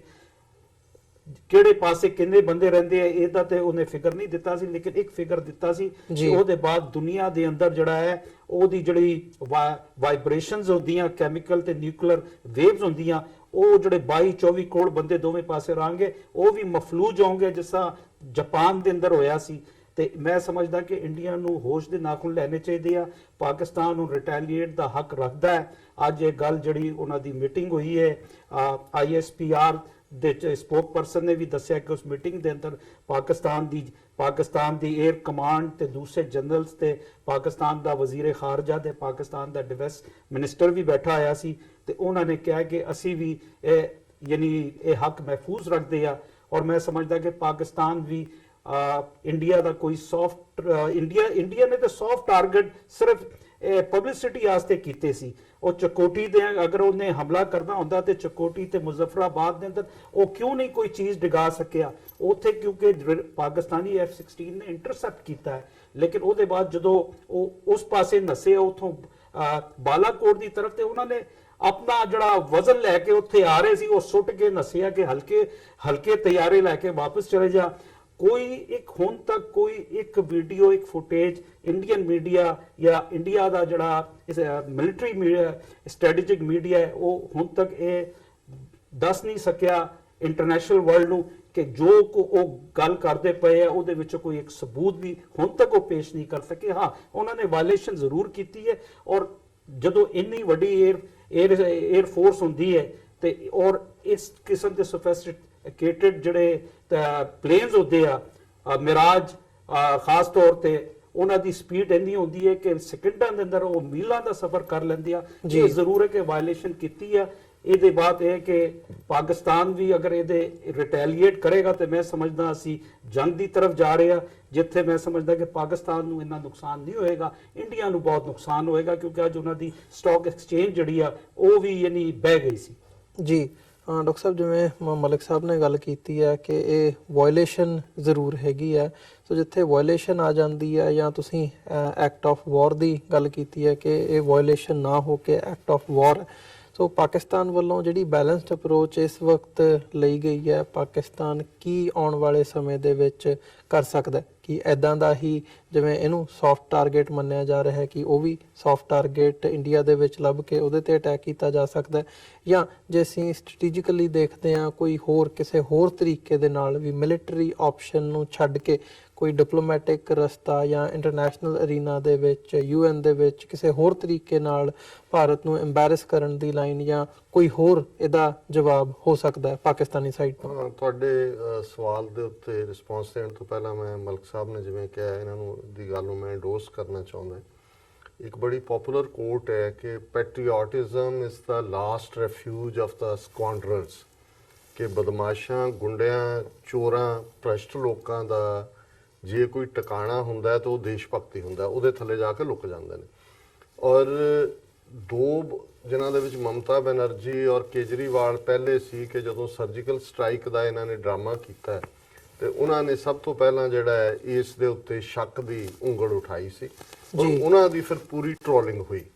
ਹੁਣ ਇਹ ਦੋ ਸਭ ਤੋਂ ਪਹਿਲਾਂ ਸੀ ਕਿ ਇਸ ਐਕਟ ਕਰਨ ਤੋਂ ਬਾਅਦ ਜਿਹੜਾ ਹੈ ਉਹ ਮਮਤਾ ਬੈਨਰਜੀ ਨੇ ਟਵਿੱਟਰ ਤੇ ਲਿਖਿਆ ਕਿ Indian air force IAF means Indian amazing force, और केजरीवाल ने भी बधाई हो हमारे ये वो। इवन अवजोत सिद्धू जिन्होंने बिल्कुल ट्रोल किया है उन्हें भी एक शेयर जड़ा वो बड़ा उन्होंने प्रेज दे विच लिखिया। सो ज़ाहिर है भी इस वेले जो इन्होंने कश्मीर तो कन्याकुमारी तक एक वेव बनाई हुई है हिंदुत्व दी, और उहदे रस्ते च जिहड़ा कोई खड़ोंदा है, और तुसीं बॉलीवुड फिल्म इंडस्ट्री का हाल देखो जिन्हां दे विच सलमान खान, शाहरुख खान ने जिहड़े ये सब तो अगे उछल के जिहड़े कर रहे हैं। बाकी तो सामने ही है जिहड़े 36-20 क्लास उन्हां दे एक्टर जिन्हों कोबरा पोस्ट दिल्ली वालियां ने कढ़िया भी किवें पैसे लैके वो बीजेपी लई कुछ भी लिखण नूं तैयार सी अपने ट्विटर ते, और सौदा 2 लाख तो 50 लाख तक पर ट्वीट करन नूं तैयार सी जी। सो ज़ाहिर है कि ये उत्थे तां उन्हां ने ये जिहड़ा इस किस्म दा पार्ट है इहनूं विचणे आउण वाले 2 महीने भी पाकिस्तान ਦੇ ਕੋਲ ਕੀ ਆਪਸ਼ਨਸ ਨੇ ਜਾਂ ਪਾਕਿਸਤਾਨ ਕੀ ਕਰ ਸਕਦਾ। ਮੈਂ ਸਮਝਦਾ ਵੀ ਇੱਕ ਤਾਂ ਜਦੋਂ ਵੀ ਤੁਸੀਂ ਰਿਐਕਟ ਕਰਦੇ ਹੋ, ਇੱਕ ਤਾਂ ਜਿਵੇਂ ਮੈਂ ਕਿਹਾ ਵੀ ਬੜਾ ਕੰਟਰੋਲਡ ਉਹਨਾਂ ਦਾ ਹੈ, ਔਰ ਉਹ ਐਕਟ ਕਰਨ ਦੇ ਮੂਡ 'ਚ ਨੇ, ਰਿਐਕਟ ਕਰਨ ਦੇ ਨਹੀਂ। ਔਰ ਉਸ ਐਕਟ 'ਚ ਇੱਕ ਤਾਂ ਡਿਪਲੋਮੈਟਿਕ ਲੈਵਲ ਹੈ। ਮੈਂ ਸਮਝਦਾ ਵੀ ਇਮੀਡੀਏਟਲੀ ਅੱਜ ਉਹਨਾਂ ਨੇ ਇੰਡੀਅਨ ਜਿਹੜਾ ਹਾਈ ਕਮਿਸ਼ਨ ਹੈ ਉਹਨੂੰ ਤਲਬ ਵੀ ਕੀਤਾ ਆਪਣੇ ਆਫਿਸ 'ਚ। ਇੱਕ ਪਾਰਟ ਜਿਹੜਾ ਮੈਂ ਸੋਚਦਾ ਸੀ ਜਿਹੜਾ, ਕਿਉਂਕਿ ਇਹਨੂੰ ਮਹਿਜ਼ ਕਹਿਣਾ ਕਿ ਜੀ ਵਾਇਓਲੇਸ਼ਨ ਕੀ, ਦੇਖੋ ਜੰਮੂ ਕਸ਼ਮੀਰ ਡਿਸਪਿਊਟਡ ਟੈਰੀਟੋਰੀ ਹੈ, ਉਹਦੇ ਚ ਲਾਈਨ ਆਫ ਕੰਟਰੋਲ ਦੇ ਇੱਧਰ ਕਿਸੇ ਨੇ ਕੀ ਕੀਤਾ, ਉੱਧਰ ਕਿਸੇ ਨੇ ਕੀ ਕੀਤਾ, ਪਰ ਇਹ ਜਿਹੜੀ ਇਹਨਾਂ ਨੇ ਜੋ ਕੀਤੀ ਹੈ ਕਰਤੂਤ, ਇਹ ਉਸ ਇੰਟਰਨੈਸ਼ਨਲ ਬਾਰਡਰ ਦੀ ਵਾਇਓਲੇਸ਼ਨ ਹੈ। ਔਰ ਇਹ ਇਕੱਲੀ ਵਾਇਓਲੇਸ਼ਨ ਨਹੀਂ ਹੈ, ਐਕਟ ਆਫ ਵਾਰ ਹੈ। ਹੁਣ ਐਕਟ ਆਫ ਵਾਰ ਦੇ ਵਿੱਚ ਇੱਕ ਤਾਂ ਇਹਨਾਂ ਦਾ ਡਿਪਲੋਮੈਟਿਕ ਸਬੰਧ ਸਾਰੇ ਤੋੜੇ ਜਾ ਸਕਦੇ ਨੇ। ਇੰਟਰਨੈਸ਼ਨਲੀ ਤੁਸੀਂ ਆਪਣਾ 에ਅਰ ਸਪੇਸ ਦੇ ਉੱਤੇ ਜਿਵੇਂ ਵਾਰ ਦੇ ਦੌਰਾਨ ਹੁੰਦਾ ਹੈ ਵੀ ਤੁਸੀਂ 에ਅਰ ਸਪੇਸ ਸਾਡਾ ਯੂਜ਼ ਨਹੀਂ ਕਰ ਸਕਦੇ, ਉਹਦਾ ਸਭ ਤੋਂ ਜ਼ਿਆਦਾ ਨੁਕਸਾਨ ਇੰਡੀਆ ਨੂੰ ਹੁੰਦਾ ਹੈ। ਇਸੇ ਤਰ੍ਹਾਂ ਇਹਨਾਂ ਨੇ ਵਪਾਰਕ ਲੈਵਲ ਦੇ ਉੱਤੇ ਕਿ ਜੀ ਟੋਮੈਟੋਜ਼ ਅਸੀਂ ਨਹੀਂ ਜਾ, ਹਾਲਾਂ 2 ਸਾਲ ਤੋਂ ਜਾ ਹੀ ਨਹੀਂ ਸੀ ਰਹੇ, ਬੜਾ ਉਹਨਾਂ ਨੂੰ ਉਹਨੂੰ ਐਡਵਰਟਾਈਜ਼ 2 ਸਾਲ ਤੋਂ ਵੈਸੇ ਹੀ ਉਹਨਾਂ ਨਾਲ ਟ੍ਰੇਡ ਨਹੀਂ ਸੀ। ਸੋ ਜ਼ਾਹਰ ਹੈ ਵੀ ਇਸ ਤੋਂ ਇਲਾਵਾ ਪਾਕਿਸਤਾਨ ਦੇ ਕੋਲ ਜਿਵੇਂ ਜੇ ਸਾਨੂੰ ਪਤਾ ਹੋਏ ਕਿ ਵੀ ਉਹ ਕੀ ਕਰ ਸਕਦੇ ਨੇ, ਫਿਰ ਉਹਦੇ ਸਰਪ੍ਰਾਈਜ਼ ਐਲੀਮੈਂਟ ਕੀ ਹੋਇਆ। ਸੋ ਉਹਨਾਂ ਨੇ ਜਿਸ ਕੌਨਫੀਡੈਂਸ ਦੇ ਨਾਲ ਕਿਹਾ ਕਿ ਵੀ ਟਾਈਮਿੰਗ ਐਂਡ ਪਲੇਸ ਇਹ ਸਾਡਾ ਹੋਏਗਾ, ਉਹ ਸਾਨੂੰ ਕੋਈ ਸਰਪ੍ਰਾਈਜ਼ ਨਹੀਂ ਦੇ ਸਕੇ। ਵੀ ਨਿਊ ਕਿ ਵੀ ਇਹ ਹੋ ਸਕਦਾ ਹੈ, ਪਰ they will be surprised by our. But having said that, ਮੈਂ ਸਮਝਦਾ ਹੈ ਕਿ ਜਿਸ ਕਿਸਮ ਦੀ ਮੈਚੁਰਿਟੀ ਇਮਰਾਨ ਖਾਨ ਹਕੂਮਤ ਨੇ ਪਿਛਲੇ ਸਾਰੇ ਪੀਰੀਅਡ 'ਚ ਦਿਖਾਈ ਹੈ, ਉਹ ਜ਼ਾਹਰਾ ਤੌਰ ਤੇ ਹਿੰਦੂਤਵੀਆਂ ਦੀ ਲਾਈਨ ਦੇ ਉੱਤੇ ਹੀ ਕੋਈ ਉਸ ਕਿਸਮ ਦਾ ਜਿਹੜਾ ਜਿੰਗੋਇਜ਼ਮ ਨਹੀਂ ਕ੍ਰੀਏਟ ਕਰਨਗੇ। ਔਰ ਪਾਕਿਸਤਾਨੀ ਮੀਡੀਆ ਦੀ ਵੀ ਮੈਂ ਤਾਰੀਫ ਕਰਨਾ ਚਾਹੁੰਦਾ ਕਿ ਵੀ ਬੇਸ਼ੱਕ ਬਹੁਤ ਵਾਰੀ ਇੰਟਰਨਲੀ ਕੀ ਚੱਲਦਾ ਹੈ ਨਿੱਕੀ ਨਿੱਕੀ ਗੱਲ ਦੇ ਉੱਤੇ ਉਹ ਸਾਰਾ ਸ਼ਾਮ ਉੱਥੇ ਟਾਕ ਸ਼ੋਅ ਬਿਠਾਏ ਹੁੰਦੇ ਨੇ। ਇਸ ਮੁੱਦੇ ਦੇ ਉੱਤੇ ਪਹਿਲੇ ਕਮੈਂਟ ਵੀ ਜਿਹੜੇ ਮੀਡੀਆ ਦੇ ਆਏ, ਜਿਨ੍ਹਾਂ ਨੇ ਬੜਾ ਬੈਲੈਂਸ ਤਰੀਕੇ ਦੇ ਨਾਲ ਇੰਡੀਆ ਦੇ ਝੂਠ ਨੂੰ ਉਸ ਸਾਰਿਆਂ ਨੂੰ ਬੇਨਕਾਬ ਕੀਤਾ। ਔਰ ਮੈਂ ਸਮਝਦਾ ਹਾਂ ਵੀ ਜਿਹੜੀ ਨੈਸ਼ਨਲਿਸਟਿਕ ਫਰਵਰ ਹੈ, ਔਰ ਇਸ ਗੱਲ ਦਾ ਧਿਆਨ ਰਹੇ ਵੀ ਇੰਡੀਆ ਦੇ ਵਿੱਚ ਹਿੰਦੂਤਵਾ ਦੇ ਥੱਲੇ ਇੱਕ ਖੌਫ ਨੇ ਇਕੱਠੇ ਕੀਤਾ ਹੋਇਆ, ਮਾਈਨੋਰਟੀਜ਼ ਵੀ ਉੱਥੇ ਡਰ ਕੇ ਨਹੀਂ ਬੋਲਦੀਆਂ। ਪਰ ਪਾਕਿਸਤਾਨ ਜਿਹੜੀ ਕਿ ਜੈਨੂਇਨਲੀ ਇੱਕ ਇਸਲਾਮਿਕ ਸਟੇਟ ਹੈ, ਇਸਲਾਮ ਦੇ ਨਾਂ ਦੇ ਥੱਲੇ, ਔਰ ਇਸਲਾਮ ਦਾ ਗਲੂ ਹੈ। ਇਹਦੇ ਬਾਵਜੂਦ ਕਿ ਐਥਨੀਸਿਟੀ ਬਲੋਚ, ਸਿੰਧੀ, ਪਖਤੂਨ, ਪੰਜਾਬੀ, ਲੇਕਿਨ ਇਸਲਾਮ ਦੇ ਨਾਂ ਤੇ ਮੁਲਕ ਬਣੇ। ਔਰ ਜਿਵੇਂ ਪਿਛਲੇ ਜੰਗਾਂ ਵੇਲੇ ਵੀ ਪਾਕਿਸਤਾਨ ਦੇ ਵਿੱਚ ਇੱਕ ਕੌਮੀ ਯਕਜ਼ਦ, ਇੱਕ ਸੋਲੀਡੈਰਿਟੀ ਦਾ ਪਾਰਟ ਸੀ, ਹੁਣ ਵੀ ਅਸੀਂ ਦੇਖਿਆ ਕਿ ਪਾਰਲੀਮੈਂਟ ਦੇ ਵਿੱਚ ਵੀ ਔਰ ਓਵਰਆਲ ਵੀ ਕੌਮ ਦੇ ਵਿੱਚ ਜਿਹੜਾ ਉਹ ਸਾਰੇ ਦੇ ਸਾਰੇ ਜਿਹੜੇ ਨੇ ਇਮਰਾਨ ਖਾਨ ਔਰ ਫੌਜ ਦੇ ਪਿੱਛੇ ਆ ਕੇ ਖਲੋ ਗਏ ਨੇ। ਸੋ ਬਾਕੀ ਜੰਗ ਬਰਬਾਦੀ ਹੁੰਦੀ ਹੈ, ਇਹਦੇ 'ਚ ਕੋਈ ਸ਼ੱਕ ਨਹੀਂ ਹੈ। ਜਿਵੇਂ ਮਲਕ ਸਾਹਿਬ ਨੇ ਕਿਹਾ, ਔਰ ਮੈਂ ਦੇਖਿਆ ਪਿਛਲੇ ਦਿਨਾਂ 'ਚ ਮਹਿਬੂਬਾ ਮੁਫਤੀ, ਹਾਲਾਂਕਿ ਸਾਰਾ ਸੈਲ ਆਊਟ ਮਟੀਰੀਅਲ ਹੈ ਜੰਮੂ ਕਸ਼ਮੀਰ ਦੇ ਪੋਲੀਟੀਕਲ ਵਾਲੇ, ਉਹ ਰਜਤ ਸ਼ਰਮਾ ਕਿ ਕਿਹਦੇ ਸ਼ੋਅ 'ਚ ਸੀ, ਰਜਤ ਸ਼ਰਮਾ ਦੇ, ਤੇ ਉਹ ਇੱਕ ਜਿਹੜਾ ਸਵਾਲ ਪੁੱਛਣ ਵਾਲਾ ਜਿਹੜਾ ਉਹਦਾ ਹੋਸਟ ਹੈ ਰਜਤ ਸ਼ਰਮਾ, ਪੱਕਾ ਹਿੰਦੂ ਤਵੀ, ਉਹ ਇੱਕ ਜਿਹੜਾ ਪਾਰਟਿਸਪੈਂਟ ਹੈ ਉਹ ਬਾਰ-ਬਾਰ ਕਹਿ ਰਿਹਾ ਕਿ ਜੀ ਅਗਰ ਇਹ ਵੀ ਹੋ ਜਾਏ, ਪਾਕਿਸਤਾਨ ਵੀ ਕਰ ਦੇ ਨਿਊਕਲੀਅਰ, ਉਹ ਇੰਨੇ ਮੁੱਕ ਜਾਣਗੇ ਔਰ ਫਿਰ ਵੀ ਅਸੀਂ ਇੰਨੇ ਰਾਂਗੇ। ਉਹਨੇ ਕਿਹਾ ਗੱਲ ਨਾ ਕਰੋ, ਇਹ ਤੁਹਾਨੂੰ ਪਤਾ ਨਹੀਂ ਹੈ ਜੰਗ ਕੀ ਹੁੰਦਾ, ਇਹ ਬਰਬਾਦੀ ਹੁੰਦੀ ਹੈ। ਹੀਰੋਸ਼ੀਮਾ ਨਾਗਾਸਾਕੀ 'ਚ ਜਾ ਕੇ ਦੇਖ ਲਓ ਕੀ ਹੈ। ਇਹ ਹੀ ਨਹੀਂ ਹੈ ਕਿ ਵੀ ਕਰੋੜਾਂ ਲੋਕ ਮਰਦੇ ਨੇ, ਇਹ generation after generation, genetic defect, ਸਭ ਕੁਝ ਬਰਬਾਦ ਹੋ ਜਾਂਦਾ ਹੈ। ਔਰ ਹੀਰੋਸ਼ੀਮਾ ਨਾਗਾਸਾਕੀ ਤਾਂ ਕਰੂਡ ਫਾਰਮ ਦੀ ਐਟੋਮਿਕ ਸੀ ਜੀ, ਔਰ ਉਹ ਜਹਾਜ਼ਾਂ ਤੇ ਰੱਖ ਕੇ ਰੱਖੇ ਸੀ। ਹੁਣ ਜੇ ਪਾਕਿਸਤਾਨ ਨੇ ਸਾਰਾ ਹਿੰਦੁਸਤਾਨ ਮਿਸਾਈਲਾਂ ਦੀ ਰੇਂਜ 'ਚ ਹੈ, ਔਰ ਇਹਨਾਂ ਦੇ ਆਪਣੇ ਜਿਹੜੇ ਨੇ ਜਿਹੜੀਆਂ ਸਪੈਸ਼ਲਿਸਟ ਦੀਆਂ ਰਿਪੋਰਟਸ ਨੇ ਇੰਟਰਨੈਸ਼ਨਲ ਨਿਊਕਲੀਅਰ ਦੀਆਂ, ਉਹਨਾਂ ਦਾ ਕਹਿਣਾ ਹੈ ਵੀ ਪਾਕਿਸਤਾਨ ਦਾ ਜਿਹੜਾ ਮਿਸਾਈਲ ਸਿਸਟਮ ਹੈ, ਡਿਲੀਵਰੀ ਸਿਸਟਮ ਹੈ, ਮੱਚ ਬੈਟਰ ਹੈ ਇੰਡੀਆ ਨਾਲੋਂ। ਸੋ ਅਸੀਂ ਉਸ ਲਾਈਨ ਦੇ ਉੱਤੇ ਗੱਲ ਨਾ ਕਰੀਏ, ਕਿਉਂਕਿ ਇਹ ਠੀਕ ਹੈ ਕਿ ਡੈਟਰੈਂਟ, ਔਰ ਇਹਦੇ 'ਚ ਕੋਈ ਸ਼ੱਕ ਨਹੀਂ ਹੈ ਕਿ ਜੇ ਪਾਕਿਸਤਾਨ ਨਿਊਕਲੀਅਰ ਨਾ ਹੋਇਆ ਹੁੰਦਾ ਜਵਾਬ ਦੇ ਵਿੱਚ, ਤੇ ਫਿਰ ਹੁਣ ਤੱਕ ਇਹਨਾਂ ਦੇ ਜਿਵੇਂ ਇਹ ਭੁੜਕ ਗਏ ਸੀ। ਔਰ ਕੱਲਾ ਪ੍ਰਮੋਦ ਮਹਾਜਨ ਨਹੀਂ, 1998 ਤੋਂ ਬਾਅਦ ਐਲਕੇ ਅਡਵਾਨੀ ਉਹ ਪਾਕਿਸਤਾਨ ਨੂੰ ਕਹਿ ਰਹੇ ਸੀ ਫੜਾ ਦਿਓ ਕਸ਼ਮੀਰ, ਔਰ ਇਹਨਾਂ ਦਾ ਪ੍ਰੋਗਰਾਮ ਬਲਫ ਹੈ। ਔਰ ਜਿਵੇਂ ਪਾਕਿਸਤਾਨ ਨੇ ਸਕਸੈਸਫੁਲੀ ਕਰਕੇ ਦੱਸਿਆ ਕਿ ਭਾਈ ਅਸੀਂ ਜਿਹੜਾ ਹੈ ਉਹ ਤੁਹਾਡੇ ਤੋਂ ਇੱਕ ਕਦਮ ਅੱਗੇ ਹੈ। ਸੋ ਮੈਂ ਸਮਝਦਾ ਹਾਂ ਵੀ ਹੁਣ ਵੀ ਕਿਤੇ ਇਸ ਭੁਲੇਖੇ 'ਚ ਨਾ ਰਹਿਣ ਕਿ ਜੀ ਉਹ ਜਿਹੜਾ ਇਹਨਾਂ ਦਾ ਕਹਿਣ ਦਾ ਹੈਗਾ ਇਹ ਵਰਤਿਆ ਨਹੀਂ ਜਾਏਗਾ। ਦੂਜਾ ਨਹੀਂ, ਇਹਦਾ ਮਤਲਬ ਇਹ ਹੈ ਜ਼ਾਹਰਾ ਤੌਰ ਤੇ ਕੋਈ ਵੀ ਫੁੱਲ ਸਕੇਲ ਕਨਫਰੰਟੇਸ਼ਨ ਰਵਾਇਤੀ ਹਥਿਆਰਾਂ ਨਾਲ ਨਹੀਂ ਹੋਏਗੀ, ਔਰ ਨਿਊਕਲੀਅਰ ਦਾ ਮਤਲਬ ਤਬਾਹੀ ਹੋਏਗੀ। ਤੇ ਜੇ ਆਪਣੀ ਤਬਾਹੀ ਦੀ ਸਕ੍ਰਿਪਟ ਲਿਖਣੀ ਹੈ ਉਸ ਖਿੱਤੇ ਦੇ ਲੋਕਾਂ ਨੇ, ਔਰ ਉਹਨਾਂ ਦੇ ਜਿਹੜੇ ਗਧੇ ਕਿਸਮ ਦੇ ਲੋਕ ਜਿਹੜੇ ਨੇ ਜਿਨ੍ਹਾਂ ਦੇ ਹੱਥ 'ਚ ਪਾਵਰ ਹੈ ਹਿੰਦੂ ਤਵੀਆਂ ਦੇ, ਤੇ ਫਿਰ ਜੇ ਰੱਬ ਹੀ ਬਰਬਾਦ ਕਰਨ ਤੇ ਆ ਗਿਆ ਫਿਰ ਤਾਂ ਕੋਈ ਨਹੀਂ ਰੋਕ ਸਕੇਗਾ। ਲੇਕਿਨ ਮੈਂ ਸਮਝਦਾ ਹਾਂ ਵੀ ਅੱਜ ਵੀ ਜਿੱਥੋਂ ਗੱਲ ਚੱਲਦੀ ਹੈ, ਕਸ਼ਮੀਰ ਦਾ ਇਸ਼ੂ ਕੋਰ ਇਸ਼ੂ ਹੈ। ਇਹਨਾਂ ਦੇ ਲਈ ਇਹਨਾਂ ਨੇ ਦੇਖ ਲਿਆ, ਕਸ਼ਮੀਰੀਆਂ ਨੂੰ ਮਾਰ ਕੇ ਵੀ ਦੇਖ ਲਿਆ, 7 ਲੱਖ ਫੌਜ ਰੱਖ ਲਈ, ਹੁਣ 3 ਕੰਪਨੀਆਂ ਹੋਰ ਆ ਗਈਆਂ, ਹੋਰ ਜੀ ਕਲੀਨ ਆਊਟ, ਹੋਰ ਕਿੰਨਾ ਕੁ ਤੁਸੀਂ ਹੋਰ ਕੀ ਕਰ ਰਹੇ ਹੋ, 1.5 ਲੱਖ ਤੁਸੀਂ ਕਸ਼ਮੀਰੀ ਮਾਰਿਆ। ਬੰਦਿਆਂ ਦੀ ਵਾਲੀ ਗੱਲ ਕਰੋ। ਇਨ ਦਾ ਐਂਡ ਯੂਰਪ ਦੇ ਵਿੱਚ ਕਿਸ ਲੈਵਲ ਤੇ ਫਰਾਂਸ ਔਰ ਇੰਗਲੈਂਡ ਦੀ ਹੌਸਟਿਲਿਟੀ ਸੀ, ਜਰਮਨੀ ਔਰ ਇੰਗਲੈਂਡ ਦੀ ਹੌਸਟਿਲਿਟੀ ਸੀ। ਕਿੰਨੇ ਕਰੋੜਾਂ ਲੋਕ ਵਰਲਡ ਵਾਰਸ ਦੇ ਵਿੱਚ ਯੂਰਪ ਦੇ ਵਿੱਚ ਹੀ ਪਹਿਲਾਂ ਮਰੇ ਨੇ, ਬਾਕੀ ਤਾਂ ਜਾਂ ਅਲਟੀਮੇਟਲੀ ਇਹਨਾਂ ਨੇ ਯੂਰਪੀਅਨ ਯੂਨੀਅਨ ਕੱਢਿਆ, ਇਹਨਾਂ ਨੇ ਜਿਹੜਾ ਆਪਸ 'ਚ ਬੈਠੇ ਗੱਲ ਨੂੰ ਮੁਕਾਓ। ਜਿਹੜੀ ਗੱਲ ਇਹ ਅਨਫਿਨਿਸ਼ਡ ਬਿਜ਼ਨਸ ਹੈਗੀ ਹੈ, ਇਹ ਕਲੋਨੀਅਲ ਮੈਪ ਮੇਕਿੰਗ ਹੈ, ਉਹ ਫਸੇ ਹੋਏ ਨੇ। ਸਿੱਖਾਂ ਦੇ ਨਾਲ ਗੱਲ ਨਾ ਬੇੜੋ। ਔਰ ਮੈਂ ਇਹ ਜ਼ਰੂਰ, ਕਿਉਂਕਿ ਵਕਤ ਵੀ ਤੁਹਾਡਾ ਕਨਕਲੂਜਨ ਵੱਲ ਜਾ ਰਿਹਾ ਹੋਵੇਗਾ, ਸੋ ਮੈਂ ਇਹ ਕਹਿਣਾ ਚਾਹੁੰਦਾ ਵੀ ਅਗੇਨ ਗੱਲ ਜੇ ਅਸੀਂ ਸੋਲੂਸ਼ਨ ਦੀ ਕਰੀਏ, ਮੇਰਾ ਇਹ ਹਮੇਸ਼ਾ ਇਹ ਕਹਿਣਾ ਹੁੰਦਾ ਵੀ ਇਹ 1000 ਸਾਲ ਦੀ ਸਾਈਕੋ ਹਿਸਟਰੀ ਹੈ, 1000 ਸਾਲ ਦੀ ਹੌਸਟਿਲਿਟੀ ਹੈ। ਜੇ ਕੋਈ ਵੀ ਫੈਕਟਰ ਉਸ ਖਿੱਤੇ ਦੇ ਵਿੱਚ permanent piece and prosperity and stability ਦੇ ਸਕਦਾ ਹੈ ਤੇ ਉਹ ਸਿੱਖ ਫੈਕਟਰ ਹੈ। ਇਹ ਗੱਲ ਅੱਜ ਸਮਝ ਆਏ ਇਹਨਾਂ ਨੂੰ, ਜਿਹੜੇ ਬਾਹਰ ਬੈਠੇ ਅਮਰੀਕਾ ਔਰ ਯੂਰਪੀਅਨ ਪਾਵਰ ਜਿਹੜੀਆਂ ਦੁਨੀਆ ਨੂੰ ਨਚਾਉਂਦੀਆਂ ਨੇ, ਕੱਲ ਆਏ ਬਰਬਾਦੀ ਤੋਂ ਬਾਅਦ ਆਏ ਬਫਰ ਸਟੇਟ ਖਾਲਿਸਤਾਨ ਜਿਹੜੀ ਹੈ, ਵਾਗਾ ਹੁਸੈਨੀ ਵਾਲਾ ਰਾਜਸਥਾਨ ਦਾ ਡੈਜ਼ਰਟ ਹੈ 20 ਮੀਲ ਦਾ, ਗੁਜਰਾਤ ਲਖਪਤ ਤੱਕ ਉਹ ਤੁਸੀਂ ਲਾਈਨ ਖਿੱਚ ਦਿਓ, ਔਰ ਉਸ ਸਾਰੇ ਦੇ ਥੱਲੇ ਸਿੱਖ ਜਿਹੜੇ ਨੇ ਉਹ ਫੈਕਟਰ ਹੈ ਜਿਹੜਾ ਤਿੰਨੋਂ ਹੀ ਨਿਊਕਲੀਅਰ। ਚਾਈਨਾ ਫੈਕਟਰ ਨੂੰ ਅਸੀਂ, ਚਾਈਨਾ ਨੇ ਵੀ ਕੰਡੈਮ ਕੀਤਾ ਔਰ ਉਹਨਾਂ ਦੀ ਜਿਵੇਂ ਅੰਡਰਸਟੇਟਮੈਂਟ ਹੁੰਦੀ ਹੈ, ਵਾਰਨਿੰਗ ਵੀ ਹੈ। ਜਦੋਂ ਸਿੱਖ ਵਿਚਾਲੇ ਆ ਜਾਂਦੇ ਨੇ, ਸਾਡੇ ਲਈ ਸਾਡਾ ਮੱਕਾ ਮਦੀਨਾ ਇੱਧਰ ਹੈ, ਸਾਡੇ ਤਖਤ ਦੂਜੇ ਪਾਸੇ ਨੇ, ਔਰ ਸਿੱਖ ਕੈਰੈਕਟਰ ਦੇ ਵਿੱਚ ਬਿਲਟ ਇਨ ਤੀਸਰੀ ਇਕਾਈ ਹੈ ਸਿੱਖ ਉਸ ਖਿੱਤੇ ਦੀ। ਬਾਬਾ ਨਾਨਕ ਜਿਹੜੇ ਨੇ ਉਹ ਬੈਠੇ ਹੋਏ ਨੇ ਕਰਤਾਰਪੁਰ। ਔਰ ਇਹ ਗੱਲ ਵੀ ਧਿਆਨ ਰਹੇ ਕਿ ਵੀ ਗੱਲ ਕੱਲੀ ਕਸ਼ਮੀਰ ਦੇ ਦੁਆਲੇ ਨਹੀਂ ਘੁੰਮਦੀ ਜਾਂ ਚੋਣਾਂ ਦੇ ਦੁਆਲੇ ਨਹੀਂ ਘੁੰਮਦੀ। ਕਰਤਾਰਪੁਰ ਲਾਂਘਾ ਫੈਕਟਰ ਵੀ ਅਸੀਂ ਰਿਪੀਟਡਲੀ ਨਵੰਬਰ ਤੋਂ ਕਹਿੰਦੇ ਰਹੇ ਹਾਂ ਕਿ ਇਹ ਡੈਵਲ ਜਿਹੜਾ ਸ਼ੈਤਾਨ ਹੈ ਇਹ ਕੀ ਕੱਢੇਗਾ ਆਪਣੇ ਆਰਮਾਮੈਂਟ ਚੋਂ ਹਥਿਆਰ ਕਿ ਵੀ ਕਰਤਾਰਪੁਰ ਕੋਰੀਡੋਰ ਨੂੰ ਇਹ ਰੋਕ ਦੇਣ। ਔਰ ਅਸੀਂ ਸਮਝਦੇ ਹਾਂ ਵੀ ਇਹਦਾ ਹੁਣ ਕੋਈ ਜ਼ਿਕਰ ਨਹੀਂ ਕਰ ਰਿਹਾ, ਕੋਈ ਟੀਵੀ ਤੇ ਬੈਠਾ ਹੈ, ਲੇਕਿਨ ਇਹ ਅੰਡਰ ਕਰੰਟ ਇਹ ਹੈ ਕਿ ਇਹਨਾਂ ਨੂੰ ਬਹੁਤ ਤਕਲੀਫ ਸੀ ਜਿਹੜੀ ਸਿੱਖਾਂ ਦੇ ਲਈ ਗੁੱਡਵਿਲ ਪਾਕਿਸਤਾਨ 'ਚ ਔਰ ਪਾਕਿਸਤਾਨ 'ਚ ਸਿੱਖਾਂ ਦੇ ਲਈ। ਔਰ ਮੈਂ ਸਮਝਦਾ ਵੀ ਇਸ ਗੁੱਡਵਿਲ ਦਾ ਹੀ ਨਤੀਜਾ ਸੀ ਜਿਹਦਾ ਕ੍ਰੈਡਿਟ ਇਮਰਾਨ ਖਾਨ ਹਕੂਮਤ ਔਰ ਜਨਰਲ ਬਾਜਵਾ ਦੀ ਫੌਜ ਨੂੰ ਜਾਂਦਾ ਹੈ ਕਿ ਇਸ ਵਾਰ ਸਿੱਖਾਂ ਨੇ ਜੋ ਕੁਝ ਵੀ ਹੋਇਆ ਉਸ ਦੀ ਆੜ ਦੇ ਵਿੱਚ ਪੁਲਵਾਮਾ ਦੀ ਔਰ ਇਹਦੇ ਥੱਲੇ ਦੁਨੀਆ ਭਰ 'ਚ ਸਿੱਖਾਂ ਨੇ ਇਹਦੇ ਤੇ ਬਿਲਕੁਲ ਬੈਲੈਂਸ ਹੀ ਨਹੀਂ ਦਿਖਾਇਆ, ਪਾਕਿਸਤਾਨ ਦੇ ਹੱਕ ਦੇ ਵਿੱਚ ਖਲੋਤੇ ਨੇ।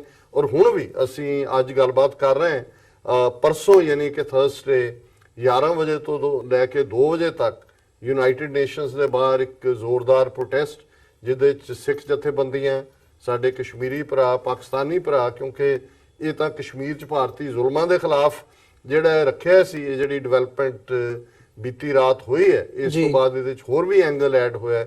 ਸੋ ਅਸੀਂ ਇਹ ਕਾਲ ਵੀ ਦੇਾਂਗੇ ਕਿ ਭਾਈ ਸਾਰੇ ਜਿਹੜੇ ਈਸਟ ਕੋਸਟ ਦੇ ਜਿੱਥੇ ਜਿੱਥੇ ਬੈਠੇ ਵੀਰ ਭੈਣਾਂ ਨੇ ਉਸ ਪ੍ਰੋਟੈਸਟ ਦੇ ਵਿੱਚ ਸ਼ਮੂਲੀਅਤ ਕਰਨ ਤਾਂ ਕਿ ਇਹਨਾਂ ਦਾ ਜਿਹੜਾ ਭਾਰਤ ਦਾ ਡੈਮੋਕ੍ਰੇਸੀ ਦੇ ਨਾਂ ਥੱਲੇ ਜਿਹੜਾ ਨਾਜ਼ੀ ਔਰ ਫਾਸ਼ਿਸਟ ਇਹਨਾਂ ਦਾ ਅਗਲੀ ਫੇਸ ਹੈ ਉਹਨੂੰ ਐਕਸਪੋਜ਼ ਕੀਤਾ ਜਾਏ। ਜੀ ਮਲਿਕ ਸਾਹਿਬ, ਮੈਂ ਜਾਂਦੇ ਜਾਂਦੇ ਇਹ ਸਾਰੇ ਪਾਰਟ ਦੀ ਜਿਵੇਂ ਡਾਕਟਰ ਸਾਹਿਬ ਨੇ ਗੱਲ ਕੀਤੀ ਹੈ, ਸਿੱਖ ਫੈਕਟਰ ਦੀ ਗੱਲ ਕੀਤੀ ਹੈ, ਕਰਤਾਰਪੁਰ ਕੋਰੀਡੋਰ ਦੀ ਗੱਲ ਕੀਤੀ ਹੈ, ਜਿੱਥੇ ਕੁਝ ਸਮਾਂ ਪਹਿਲਾਂ ਅਸੀਂ ਆਪਸੀ ਸਾਂਝ ਦੀ, ਆਪਸੀ ਪਿਆਰ ਦੀ ਗੱਲ ਕਰ ਰਹੇ ਸੀ, ਉਹਦੇ ਨਾਲ ਜਿਹੜਾ ਇਹ ਪੁਲਵਾਮਾ ਹਮਲਾ ਹੋਇਆ ਤੇ ਖਾਸ ਤੌਰ ਤੇ ਹੁਣ ਜਿਹੜਾ ਇਹ ਬਾਲਾਕੋਟ ਦਾ ਹਮਲਾ ਕੀਤਾ ਗਿਆ ਤੇ ਇਹ ਸਾਰਾ ਜਿਹੜਾ ਮਾਹੌਲ ਸਿਰਜਿਆ ਗਿਆ ਇਹਨੇ ਜਿਹੜੀ ਸਾਰੀ ਰੰਗਤ ਹੀ, ਰੂਪਰੇਖਾ ਹੀ ਬਦਲ ਦਿੱਤੀ ਹੈ, ਡਾਇਰੈਕਸ਼ਨ ਹੀ ਚੇਂਜ ਕਰ ਦਿੱਤੀ ਹੈ। ਜਿੱਥੇ ਆਪਸੀ ਪਿਆਰ ਦੀ ਗੱਲ ਸੀ ਉੱਥੇ ਹੁਣ ਨਫ਼ਰਤ ਦੀਆਂ, ਜੰਗ ਦੀਆਂ ਜਿਹੜੀਆਂ ਗੱਲਾਂ ਹੈਗੀਆਂ ਨੇ ਉਹ ਮੀਡੀਆ ਦੇ ਵਿੱਚ ਦੇਖਣ ਨੂੰ ਮਿਲ ਰਹੀਆਂ ਨੇ।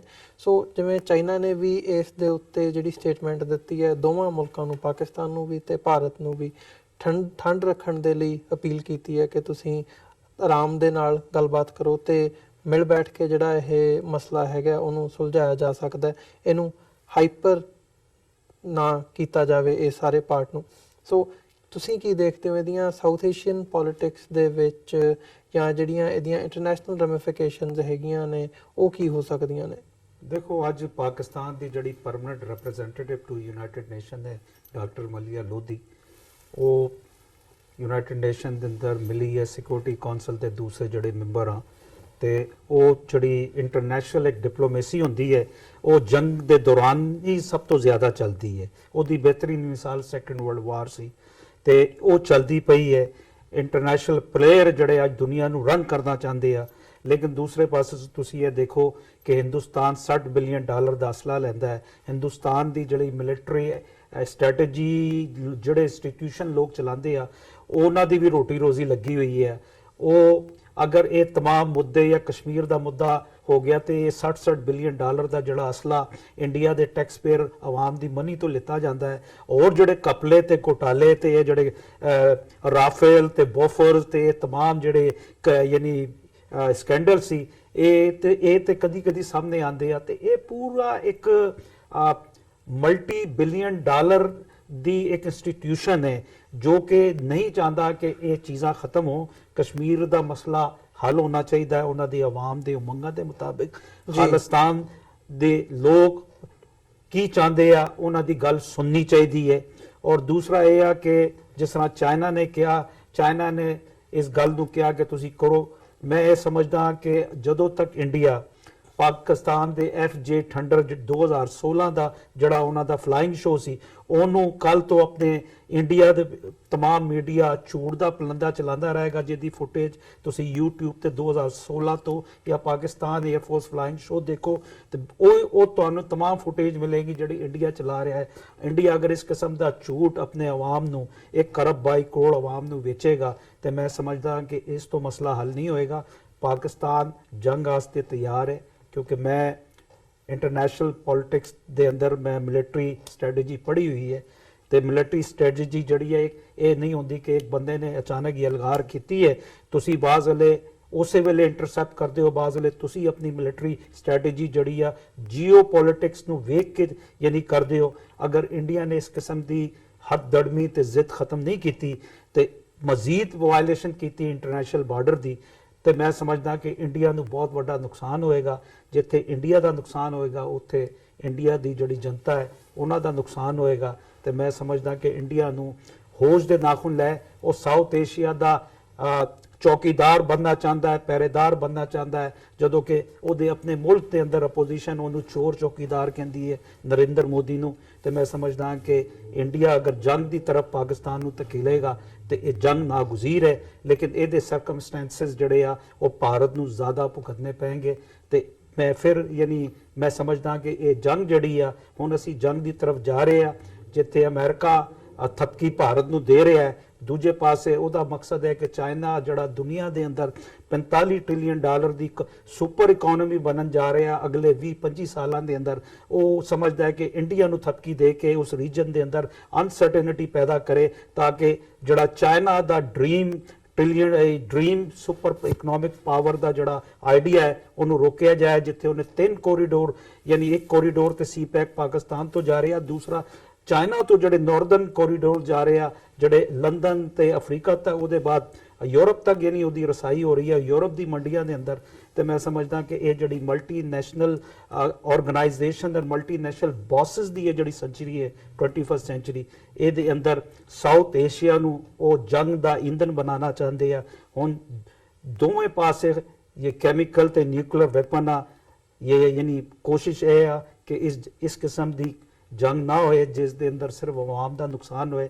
ਤੇ ਮੈਂ ਸਮਝਦਾ ਕਿ ਇੰਡੀਆ ਜਿਹੜਾ ਹੈ ਉਹ, ਮੈਂ ਫਿਰ ਇਹ ਗੱਲ ਕਰਾਂਗਾ, ਇੰਡੀਆ ਦੀ ਹਕੂਮਤ ਤੇ ਇੰਡੀਆ ਦੇ ਮਲਟੀਨੈਸ਼ਨਲ ਇਲੈਕਟ੍ਰੋਨਿਕ ਮੀਡੀਆ ਉਹ 5th ਜਨਰੇਸ਼ਨ ਵਾਰ ਜਿਹਨੂੰ ਮੀਡੀਆ ਵਾਰ ਕਹਿੰਦੇ, ਉਹਦੇ ਜ਼ਰੀਏ ਪਾਕਿਸਤਾਨ ਦਾ ਤੇ ਇੰਨਾ ਨੁਕਸਾਨ ਨਹੀਂ ਕਰੇਗਾ ਲੇਕਿਨ ਇੰਡੀਆ ਦਾ ਬਹੁਤ ਨੁਕਸਾਨ ਹੋਊਗਾ। ਜੀ ਬਿਲਕੁਲ। ਸੋ ਮੈਂ ਅੱਜ ਦਾ ਜਿਹੜਾ ਸ਼ੋਅ ਹੈਗਾ ਉਹਨੂੰ ਅਸੀਂ ਇੱਥੇ ਹੀ ਸਮਾਪਤ ਕਰਦੇ ਹਾਂ। ਤੁਹਾਡਾ ਦੋਵਾਂ ਜਣਿਆਂ ਦਾ ਬਹੁਤ ਬਹੁਤ ਧੰਨਵਾਦ, ਤੁਸੀਂ ਆਪਣਾ ਸਮਾਂ ਕੱਢ ਕੇ ਸਾਡੇ ਨਾਲ ਇੱਥੇ ਅੱਜ ਆ ਕੇ ਇਹ ਸਾਰੇ ਇਸ਼ੂ ਤੇ ਵਿਚਾਰਾਂ ਦੀ ਸਾਂਝ ਪਾਈ ਹੈ। ਜਿੱਥੇ ਬਹੁਤ ਬਹੁਤ ਧੰਨਵਾਦ ਤੁਹਾਡਾ। ਜਿਹੜੇ ਸਾਡੇ ਦਰਸ਼ਕ ਇਸ ਵਕਤ ਸਾਡੇ ਨਾਲ ਜੁੜੇ ਹੋਏ ਹੈਗੇ ਆ, ਕੰਕਲੂਡਿੰਗ ਕਮੈਂਟ ਦੇ ਵਿੱਚ ਇਹੀ ਕਿਹਾ ਜਾ ਸਕਦਾ ਹੈ ਕਿ ਜਿਹੜੀ ਇਹ ਸਿਚੁਏਸ਼ਨ ਹੈ ਆਉਣ ਵਾਲਾ ਸਮਾਂ ਦੱਸੇਗਾ ਕਿ ਇਹ ਕਿੱਧਰ ਨੂੰ ਜਾਂਦੀ ਹੈ, ਪਰ ਇਹ ਗੱਲ ਜ਼ਰੂਰ ਕਹੀ ਜਾ ਸਕਦੀ ਹੈ ਕਿ ਜੇ ਜੰਗ ਦੀ ਜਿਹੜੀ ਸੂਰਤ-ਹਾਲ ਇਸ ਵਕਤ ਬਣ ਰਹੀ ਹੈ, ਜੇ ਉਹ ਗੱਲ ਉਧਰ ਨੂੰ ਵੱਧਦੀ ਹੈ ਤਾਂ ਉਹਦੇ ਵਿੱਚ ਜਿਹੜਾ ਨੁਕਸਾਨ ਹੈ ਉਹ ਉੱਥੋਂ ਦੇ ਜਿਹੜੇ ਬਸ਼ਿੰਦੇ ਹੈਗੇ ਆ, ਵਸਨੀਕ ਹੈਗੇ ਆ, ਨਾਗਰਿਕ ਆਮ ਲੋਕ ਨੇ, ਉਹਨਾਂ ਦਾ ਹੋਵੇਗਾ। ਤੇ ਖਾਸ ਤੌਰ ਤੇ ਜਦੋਂ ਅਸੀਂ ਪੰਜਾਬ ਦੀ ਗੱਲ ਕਰਦੇ ਹਾਂ, ਪੰਜਾਬ ਦਾ ਇਹਦੇ ਵਿੱਚ